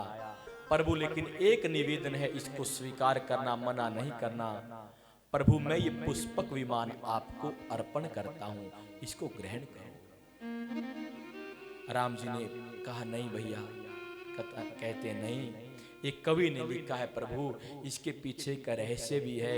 आपने भरत को वचन दिया था कि 14 वर्ष पूरे होते ही मैं आ जाऊंगा, और भरत ने आपको कहा था 14 वर्ष पूरे होते ही नहीं आए तो मैं एक पल भी, दिन और महीने और घड़ी की बात नहीं, भरत ने कहा था 14 महीने पूर्ण होते ही मैं एक पल भी इंतजार नहीं कर पाऊंगा। यदि आप नहीं आए तो भरत को आप जिंदा नहीं पाओगे। हे मेरे राम, 14 वर्ष कुछ ही देर में पूर्ण हो जाएंगे, और आप वहां यदि पद यात्रा से जाना चाहोगे तो बहुत समय लग जाएगा। हे मेरे राम, वहां समय लग गया तो भरत जीवित नहीं बचेगा। क्यों? क्योंकि तुम रघुवंशी हो, प्राण जाई पर वचन न जाई। तुमने जो वचन दे दिया वो अटल है, इसलिए भी विमान की जरूरत है, जल्दी से जल्दी पहुंचा जाए। देवियों सज्जनों, राम जी कहते हैं, ठीक है, वो पुष्पक विमान ऐसा था, मन इच्छा अनुसार उसका आकार बढ़ सकता था, घट सकता था, मन की इच्छा से चलता था। रावण उसका दुरुपयोग करता था, राम जी सदुपयोग करते हैं, उसको आकार को बढ़ाते हैं, और सारी की सारी वानर सेना को उसमें बैठा करके पुष्पक विमान चलता है। और जहां जहां के वो वानर थे वहां वहां उन सवारियों को उतारते हुए भारद्वाज ऋषि को प्रणाम करते हुए आगे बढ़ने लगे। हनुमान जी को राम जी ने कहा, हनुमत, कुछ ही पल है, तुम पवन पुत्र हो, पवन के वेग से दौड़ो और भरत को जाकर के कहो राम आ रहे हैं, नहीं तो अनर्थ हो जाएगा। बंधुओं देवियों, कहने में देर हो रही है। हनुमत लाल जी दौड़े, बोलिए पवन पुत्र हनुमान की। लाल देह लाली लसे, अरुधर लाल लंगूर, वज्र देह दानव दलन, जय जय जय कपीसूर सियावर राम जय जय राम। मेरे मन बसियो सीताराम। ओ मंगल भवन अमंगल हारी द्रवहु सुदशरथ अजर बिहारी राम सिया राम जय जय राम राम सिया राम जय जय राम। हो रघुकुल रीति सदा चलिया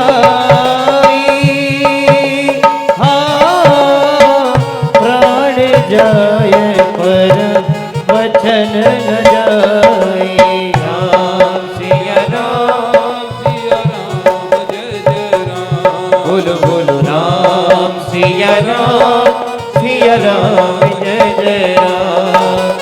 हो हरि अनंत हरि कथा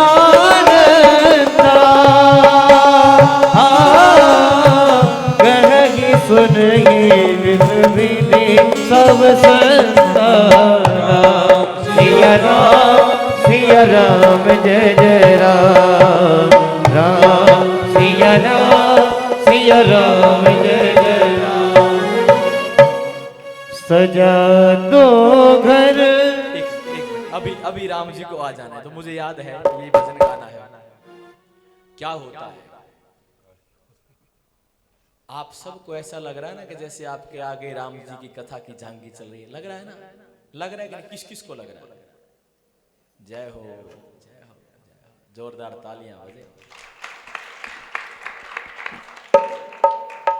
आप भक्तों के लिए ही आपकी भावना को देखते हुए आज मुझे एक सज्जन कह रहे थे कि कोई व्यवस्था नहीं, कमरा आप कैसे सोते हो उस कमरे में, मच्छर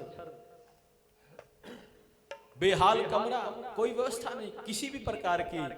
मैंने कहा डेरा बसी के भक्त है ना, उन सब भक्तों के अंदर मुझे हनुमान और राम सीता नजर आते हैं और वो इतने तन्मयता से कथा सुनते हैं, इसलिए मुझे सुख सुविधा की जरा भी परवाह नहीं होती और मैं ऐसा सोचता हूं कि डेरा बस्ती में जाऊंगा, राम सीता के कथा में दर्शन करूंगा।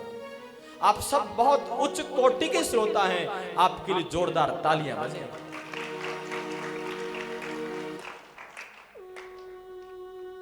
आपकी कमेटियां सारी की सारी डेरा बस्ती की कमेटियां बहुत अच्छी हैं, बहुत बधाई है आपको। हनुमान जी चले पवन वेग से और दौड़ करके भरतलाल जी ने भी गले से लगा लिया। हनुमान जी ने कहा आ रहे राम, बस ऋषि भारद्वाज से मिल रहे हैं। विमान में बैठ के, पुष्पक विमान दिया है विभीषण ने, विभीषण भी आ रहा है, सुग्रीव भी आ रहा है, जामवंत भी आ रहा है, अंगद भी आ रहा है, सारी सारी वानर सेना। और जानते हो राम जी का एक मित्र है ना, निषाद राजगुह कहते हैं, हाँ वो उसको विमान में बिठा कर लाएंगे। दुनिया को संदेश दिया। जो लोग मेरे राम पर कहते हैं राम तो क्षत्रिय थे, वो शूद्रों के विरोधी थे, दुनिया को संदेश दिया। निषादों के राजा गुह को लेने गए विमान में और यूं बात कर ही रहे थे, इतने में विमान आया और विमान को देखते ही सारी नगरी निकल पड़ी। सबने दीपक जगाए राम जी के स्वागत में, अट्टालिकाओं में, महलों में। कहने में देर हो रही है क्योंकि भाव के भूखे ना। आइए बड़े भाव से राम जी का हम भी आदर करें। जय हो हमारे भैया। जहां भी कथा होती है हमारे मेरे छोटे भाई वर्मा जी, वर्मा लोग कुछ मुझे ज्यादा ही पसंद करते हैं और वर्मा शर्मा में थोड़ा सा ही फर्क है। और मेरी तो राम जी का भक्त हूं, कृष्ण जी का भक्त हूं, मुझे तो आप सब मेरा परिवार नजर आता है। सच्ची बात तो ये है। और दूसरी बात कह दूं, शास्त्र की बात, वर्मा जी, मैंने महाभारत पढ़ी। महाभारत में चेयरमैन साहब उपेश बंसल जी, युधिष्ठिर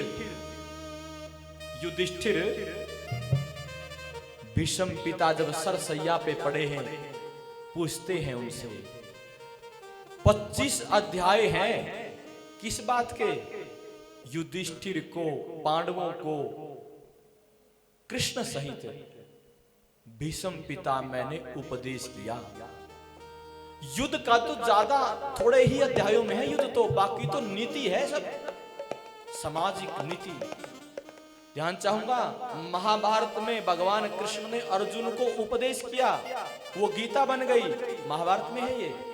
और फिर भगवान कृष्ण को अर्जुन ने कहा जब युद्ध समाप्त हो गया कि उस समय तो युद्ध में था, मैं स्टेट ऑफ माइंड नहीं था, अब मुझे उपदेश करो। फिर उपदेश किया, युधिष्ठिर आदि सब पांडवों ने सुना, कृष्ण ने, कृष्ण भगवान ने कहा तुम जानते हो तुम्हारे परिवार में एक महापुरुष है जो बहुत विद्वान है, वो सरसैया पर उत्तरायण पक्ष का इंतजार कर रहा है। महाभारत में लिखा, इंद्रप्रस्थ जो आज की दिल्ली है, वहां से हर रोज सारे पांडव कृष्ण जी के साथ रथ में बैठकर कुरुक्षेत्र आते थे और दिन भर भीष्म पितामह उपदेश करते थे। मैंने वहां से एक बात मेरे दिल में आ गई, मैं भी थोड़ा बहुत जाति पाति की बात किया करता था, सच कहना चाहिए, लेकिन जब पढ़ा आंखें खुली की खुली रह गई। क्या कहा, क्या पूछा युधिष्ठिर ने? हे पितामह, ये ब्राह्मण क्षत्रिय वैश्य शूद्र क्या है ये? भीष्म पितामह कहते मैं नहीं कह रहा।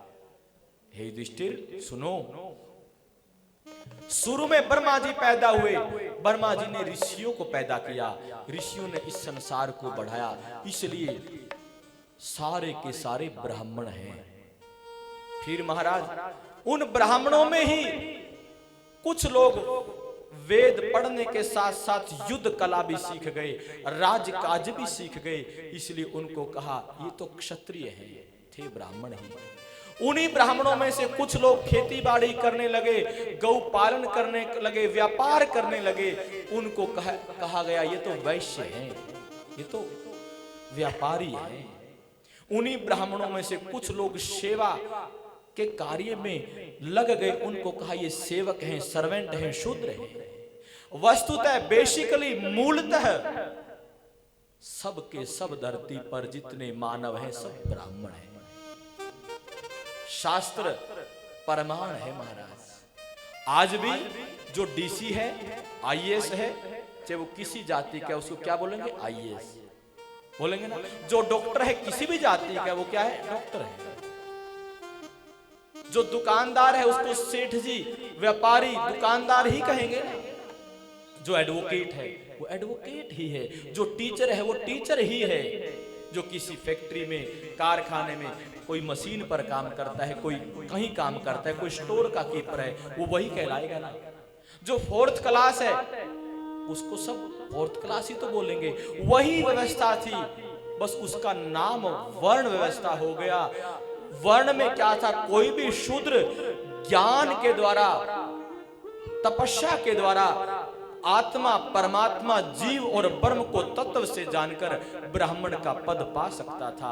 आज यदि कोई 4th क्लास है तो वो बहुत मुश्किल से लास्ट तक, कलरक तक जा पाता है। उस समय दूसरा सिस्टम था महाराज।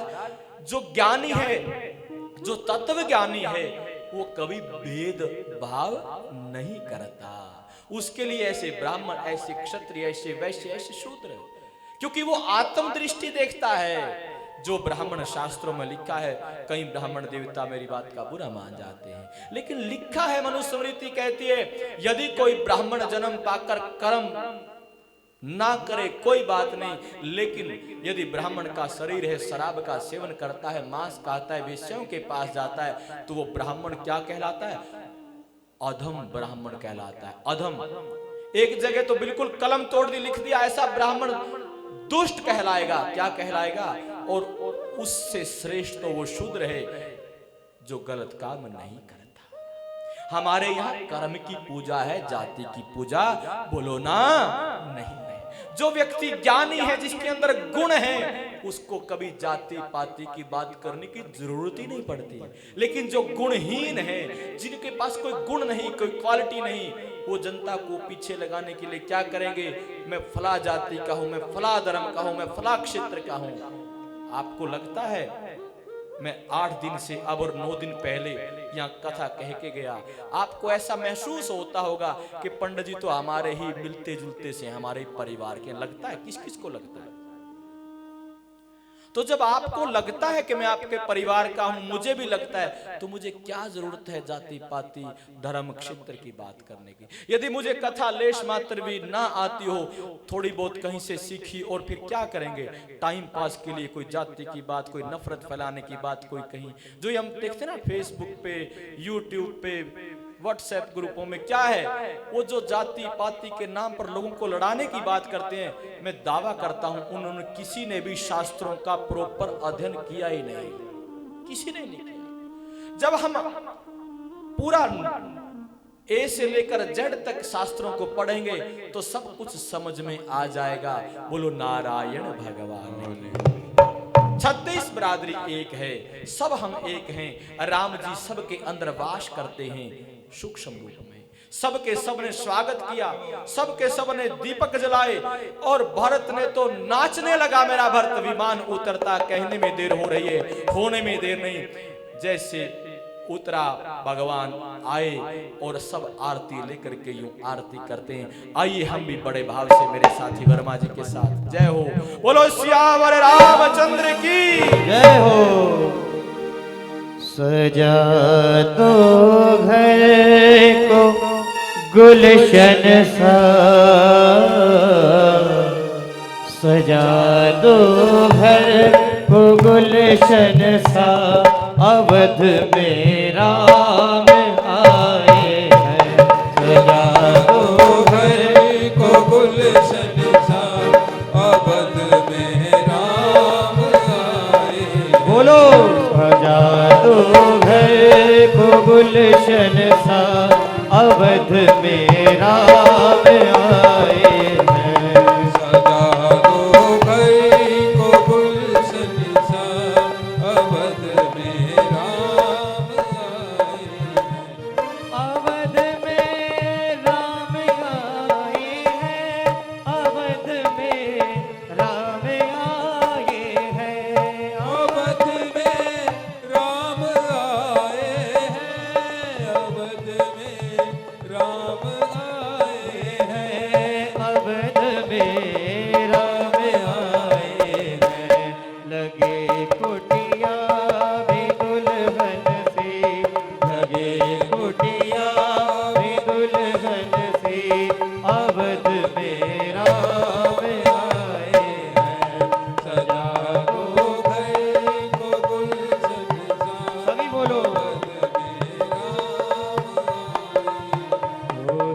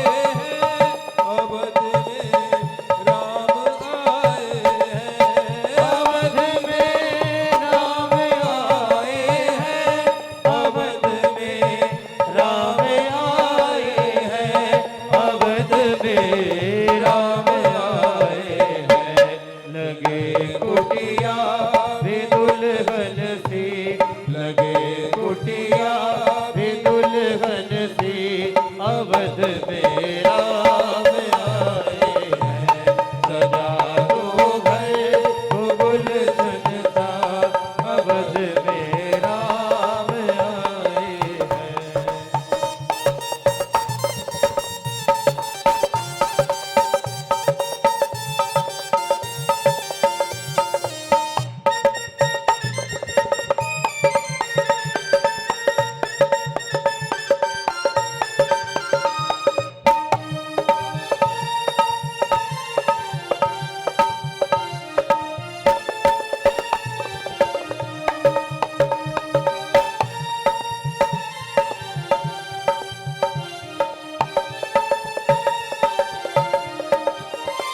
उमड़ आई मेरी आंखें देख कर अपने राम को। उमड़ आई मेरी आंखें देख कर अपने राम को। देख कर अपने राम को हुई रोशन मेरी गलियां। हुई रोशन मेरी गलियां अवध में राम आए हैं। सजा दो घर वो गुलशन सा अवध में राम आए हैं। सजा दो घर वो गुलशन सा अवध में राम आए हैं। अवध में राम आए हैं। अवध में राम आए हैं। अवध में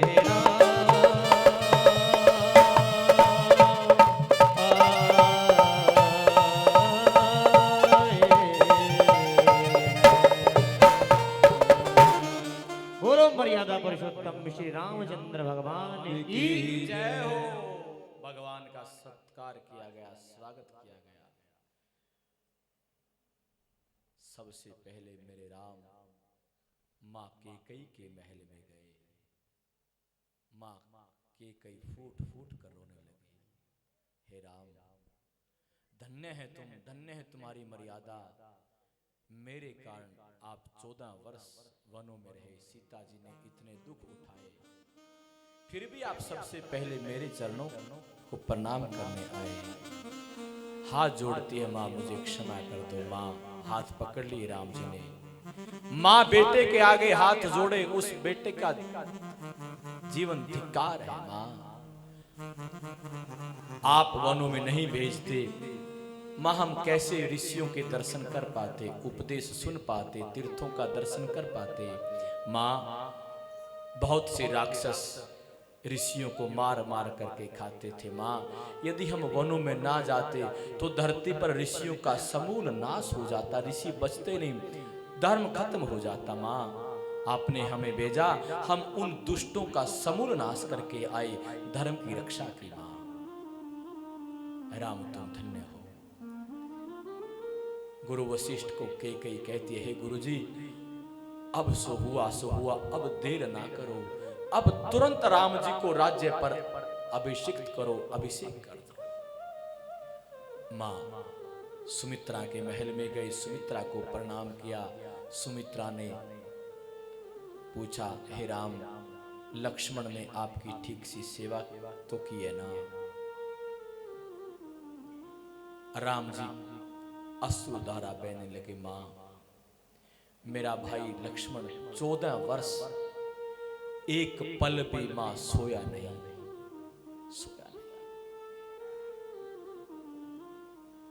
माँ की खुशी का ठिकाना नहीं रहा। लक्ष्मण को कहा, लक्ष्मण, आज मैं धन्य हो गई कि मेरा पुत्र अपने बड़े भाई के प्रति कितना समर्पित है। अंत में कौशल्या माँ के पास गए, कौशल्या माँ को प्रणाम किया। कौशल्या कहती है, राम, मुझे सीता जी का लंका में जाना, वहां दुखी रहना बहुत सता रहा है। राम जी ने वही बात कही, माँ, सीता जी माध्यम बनी धर्म की रक्षा के लिए, उन राक्षसों का संहार करना जरूरी था। माँ, हम राजा हैं, और माँ असली बात तो ये है, ये सब मन के ही सुख और दुख हैं। मन के अनुकूल जो है वो सुख है, मन के प्रतिकूल जो है वो दुख है। माँ सीता जी तो मन को जीते हुए हैं, मैंने भी मन को जीता हुआ है। जंगल में रहना, महल में रहना, ये तो शरीर का और मन का विषय है माँ, आत्मा का विषय नहीं है। हम तो आत्मनिष्ठ हैं, हमें कोई दिक्कत नहीं। हमने जो धर्म का काज किया माँ, वो बहुत जरूरी था। गुरु वशिष्ठ ने कहा, आओ राम, अब राज तिलक की तैयारी है। और राम जी को सीता सहित बिठा करके राज तिलक किया। उस राज्य सभा में विभीषण जी, अंगद, जामवंत, नल, नील, सुग्रीव और निषाद राजगुहु, सब के सब क्षेत्र के ऋषि, सब ब्राह्मण विद्वान बैठे। मैं ऋषि वाल्मीकि लिखते हैं, मैं ऋषि कदम लिखते हैं कि राम जी ने राजा बनते ही लिखित में, रिटर्न में सारी की सारी भूमि, एग्रीकल्चर लैंड, कृषि योग्य भूमि, ध्यान से सुनने की बात है, वो ब्राह्मणों को दान में कर दी। ब्राह्मण समुदाय के ज्ञानियों ने विचार किया, राम जी ने तो ये दान कर दी हमें, अब खेती की जमीन है, खेती नहीं करेंगे तो क्या फायदा, बंजर हो जाएगी। और यदि खेती करेंगे भाइयों, तो कभी फसल बोने के लिए खेत को तैयार करना, फिर उसमें फसल बोना, फिर पानी देना, फिर उसकी रक्षा करना, फिर उसको काटना, फिर इसी काम में पूरा जिंदगी बीत जाएगी। ये राम कोई साधारण मानव नहीं है, ये तो साक्षात नारायण है। जीवन इसमें बीत जाएगा, पैसा कमाने में, अनाज के साथ मर जाएंगे, दोबारा ना जाने मानव का शरीर मिले, ब्राह्मण का शरीर मिले, कोई गारंटी नहीं। अब तो साक्षात सशरीर विराजमान है राम। राम जी का भजन करो, राम जी का चिंतन करो, राम जी के दर्शन करो बार बार जाकर। समाज के प्रमुख लोगों ने राम जी को कहा, हे राम, हमने विचार किया है, हम ये जमीन आपको वापिस लौटाते हैं, हमें इसके बदले में आपके चरणों की भक्ति चाहिए, केवल भक्ति करें। राम जी ने कहा, आप का समाज धन्य है, आप ब्राह्मण देवता भूदेव हैं, भूमिहार हैं, आप तो मालिक हैं। क्योंकि इस बार परशुराम जी ने भी आपको भूमि सौंपी थी, मैं तो उन्हीं का पालन कर रहा हूं, आपकी भूमि है ये। हम जानते हैं आप नारायण हो, यदि हम खेती में उलझ गए तो जीवन यूं चला जाएगा, हम आपकी भक्ति पाना चाहते हैं। राम जी ने कहा, एक निवेदन मान लो, जो हमारे क्षत्रियों के, वैश्यों के, क्षत्रियों के बालक हैं, उनको शिक्षा आप दो। यदि शिक्षा नहीं रहेगी तो पशु के समान है। आप शिक्षा, यज्ञ और दान स्वीकार करो। और वो जमीन जमींदारों को दी गई, और ये कहा, एक ब्राह्मण के 8 यजमान होंगे। कितने? 8 यजमान। वो उस ब्राह्मण, क्योंकि जमीन ब्राह्मणों को दी थी मैंने, तो परशुराम जी ने भी जमीन दी है ब्राह्मणों ने तुमको, 8 यजमान मिलकर के एक ब्राह्मण परिवार को पालेंगे, और वो ब्राह्मण उन यजमानों के बच्चों को शिक्षा देगा, दीक्षा देगा, और ज्ञान का प्रकाश अलग जगा के रखेगा, और खुद भी भक्ति करवाएगा अपने यजमानों से भी। और फिर समय आएगा कि अंतिम में उस गुरु को माध्यम बनाकर हम भवसागर से पार, बोलो ना, चले जाए। उस बात को माना। राम जी अपनी प्रजा को उपदेश करते हैं, प्रजाजनों, सत्य, अहिंसा, त्याग, तपस्या, आस्तेय, चोरी न करना, इंद्रियों का दमन, मन का दमन, मन को काबू में रखना, और धैर्य, क्षमाशीलता, शांति, ईश्वर का भजन करो, क्योंकि ये शरीर भजन करने के लिए है। न्याय का उपदेश करते हैं, धर्म का, सदाचार का उपदेश करते हैं। सब बड़े गदगद होते हैं। विभीषण को राम जी कहते हैं, विभीषण, पहले तो हनुमत लाल जी ने लंका को जलाया, फिर युद्ध में लंका टूट गई, अब आप लंका को संवारो, क्योंकि आम जो जनता है, जनता जनार्दन है, उसका कोई दोष नहीं, उसको संभालो। विभीषण कहता है, मैं आपको छोड़ नहीं सकता, आपका सानिध्य नहीं छोड़ सकता। राम जी ने कहा तुम तो तत्वज्ञानी हो, मैं तो आपके साथ वहां हूं और विभीषण आपके हृदय के अंदर बैठा हूं, ज्ञानी बनो। विभीषण गया है। श्लोक आता है एक दुनिया में 7 लोग चिरंजीवी हैं, वो अजर अमर है। कौन कौन है? अश्वत्थामा बलिर्व्यासो। ध्यान से सुनना, श्लोक है संस्कृत का, उसमें बताया उस श्लोक में कौन कौन लोग अजर अमर है। अश्वत्थामा बलिर्व्यासो हनुमान विभीषणः कृपा परशुरामश्च सप्तेतान चिरंजीविनः। अश्वत्थामा बलि व्यास, अश्वत्थामा बलिर्व्यासो हनुमान विभीषण, हनुमान जी और विभीषण, कृपा परशुराम से, कृपाचार्य और परशुराम, सप्तेतान चिरंजीविना, ये अजर अमर है। आप तो अजर अमर हो। विदा रोते रोते विभीषण विदा हुआ। सुग्रीव आदि को कहा किष्किंधा को संभालो, मन से तुम्हारे हृदय में बैठा हूं, चिंता मत करना, और जब भी सशरीर मिलने का मन हो, जब मर्जी आओ, तुम मेरे मित्र हो सका। उनको विदा किया, रोते बिलखते वो भी गए। फिर निषाद राजगुरु को कहा मित्र आप भी अपने राज्य को संभालो, वो भी गए। सब भेज दिए। हनुमान जी को कहा आप जाओ। हनुमान जी कहते नहीं, मैं एक पल के लिए भी आपके चरणों का त्याग नहीं करूंगा। प्रभु यदि आपको लगता है कि मेरे प्रति आपके मन में जरा सा भी लेश मात्र भी प्रेम है, अपनापन है, तो मुझे अपने चरणों की सेवा की भिक्षा दो, और मैं कुछ नहीं मांगता। राम जी भी जानते हैं ये शंकर जी हैं, और हनुमत लाल जी भी जानते हैं नारायण है। हरि और हर एक हैं, अलग नहीं है। शंकर भगवान के बारे में बार बार राम जी कहते हैं जो शिव का द्रोही है, शंकर का द्रोही है, उसे मेरी भक्ति नहीं मिलती। शंकर भगवान भी, हनुमान जी भी कहते हैं जो राम जी का द्रोही है वो मुझे प्यारा नहीं लगता।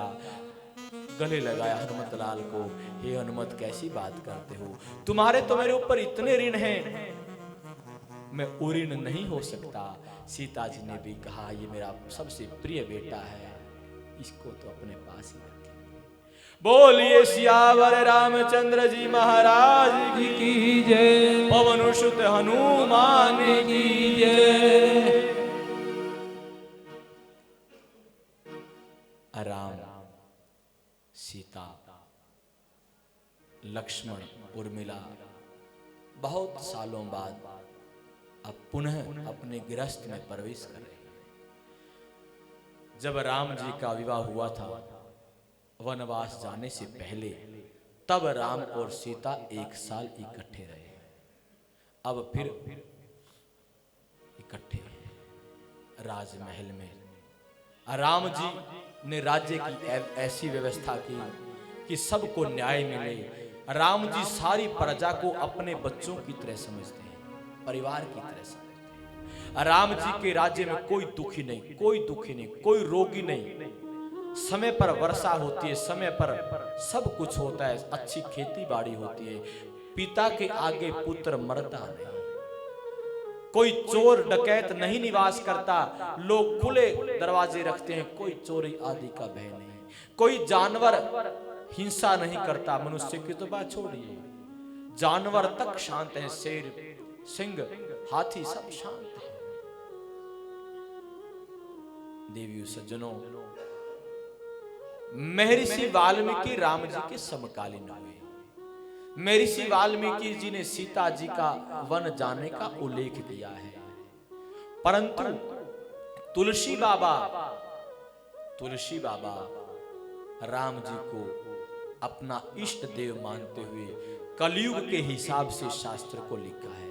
उन्होंने सीता जी का दोबारा से वन जाने का उल्लेख नहीं किया, किंतु मैंने आपको वादा किया था मैं तुलसी बाबा, महर्षि वाल्मीकि और अन्य जो बड़े अच्छे कवि हुए हैं उनका मिक्स करके आपको राम जी का चरित्र सुनाऊंगा। राम जी के भक्त हैं, छोटे से हम राम, तो अपने वचन को याद रखना चाहिए।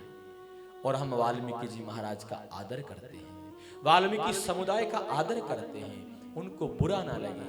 इसलिए आज क्योंकि राम जी राजा बने हैं, आज सीता जी और राम जी को आराम से रहने देते हैं। कल ठीक समय पर आना, कल ठीक समय पर आना। कल कथा का विश्राम दिन है। कई लोग कहते हैं कि हमारे घर कार्ड आया, पंपलेट आया, क्या ये कथा जज साहब करवा रहे हैं? वो तो चीफ गेस्ट है, मुख्य अतिथि, इसलिए हम बुला लेते हैं कि ताकि आम जनता ये न सोचे कथा की कोई खाली बेले लोगों के लिए है, कथा कोई महिलाओं के लिए है, कथा कोई वृद्धों के लिए है। ऐसा नहीं है। हाई कोर्ट के, सुप्रीम कोर्ट के बड़े बड़े जज, बड़े बड़े राजनेता, बड़े बड़े आईएएस अधिकारी भी राम कथा के रसिक हैं। हमारे यहाँ पहले भी आपने देखा, अब भी इस कथा का यजमान कौन है? बजरंग बली है। ये सामूहिक कथा, आप सब इसके यजमान हैं। और पंडित जी बता चुके, हमारा तो एक ही उद्देश्य है, धर्म का प्रचार हो। जो बिना भाव के, बिना उसके कथा सुनता है या कहता है, उससे आनंद नहीं मिलता। आनंद मिलता है जब बिना लालच के, बिना लोभ के, भाव से प्रभु को सुनाने के लिए कथा कही जाए, उससे मन प्रसन्न होता है। धन तो एक दिन यही छोड़ करके जाना है बंधु, और वैसे भी जो कुछ आप देते हो परमात्मा को वो कहता हूँ, कोई अभिमान अहंकार की बात नहीं करता। मैं तो उसका आगे ब्राह्मणों को, संतों को, तीर्थों पर दान ही करता हूँ। जो यहाँ 10 रुपया भी चढ़ता है वो सही जगह लगता है, गौशाला में, मंदिर में, कथाओं में। तो ऐसा नहीं है। उसके बाद भी हम कहीं भी आज तक जितनी कथाएं की हैं, कहीं किसी से कोई मांगने की बात नहीं की, कहीं किसी की भावनाओं से खेलने की बात नहीं की, कहीं ये नहीं कहा कि आज राम जी का जन्म है ये लेके आना, आज सीता का स्वयंवर है आज ये लेके आना। नहीं। क्यों? क्योंकि उससे कहीं ना कहीं धर्म भावना बिगड़ती है। तो बिगाड़ना नहीं है, संवारना है। तो आपकी कथा है, आप सब यजमान है, कोई यजमान नहीं। यजमान है तो हनुमत लाल जी महाराज हैं। और जब हनुमान जी यजमान हो गए तो उससे बड़ा फिर कौन होगा। फिर भी आप सबका सहयोग है। और कल क्योंकि थोड़ा विस्तार हो जाएगा, इसलिए मैं आज चाहूंगा, इसको थोड़ा ये मैं चाहूंगा कि आज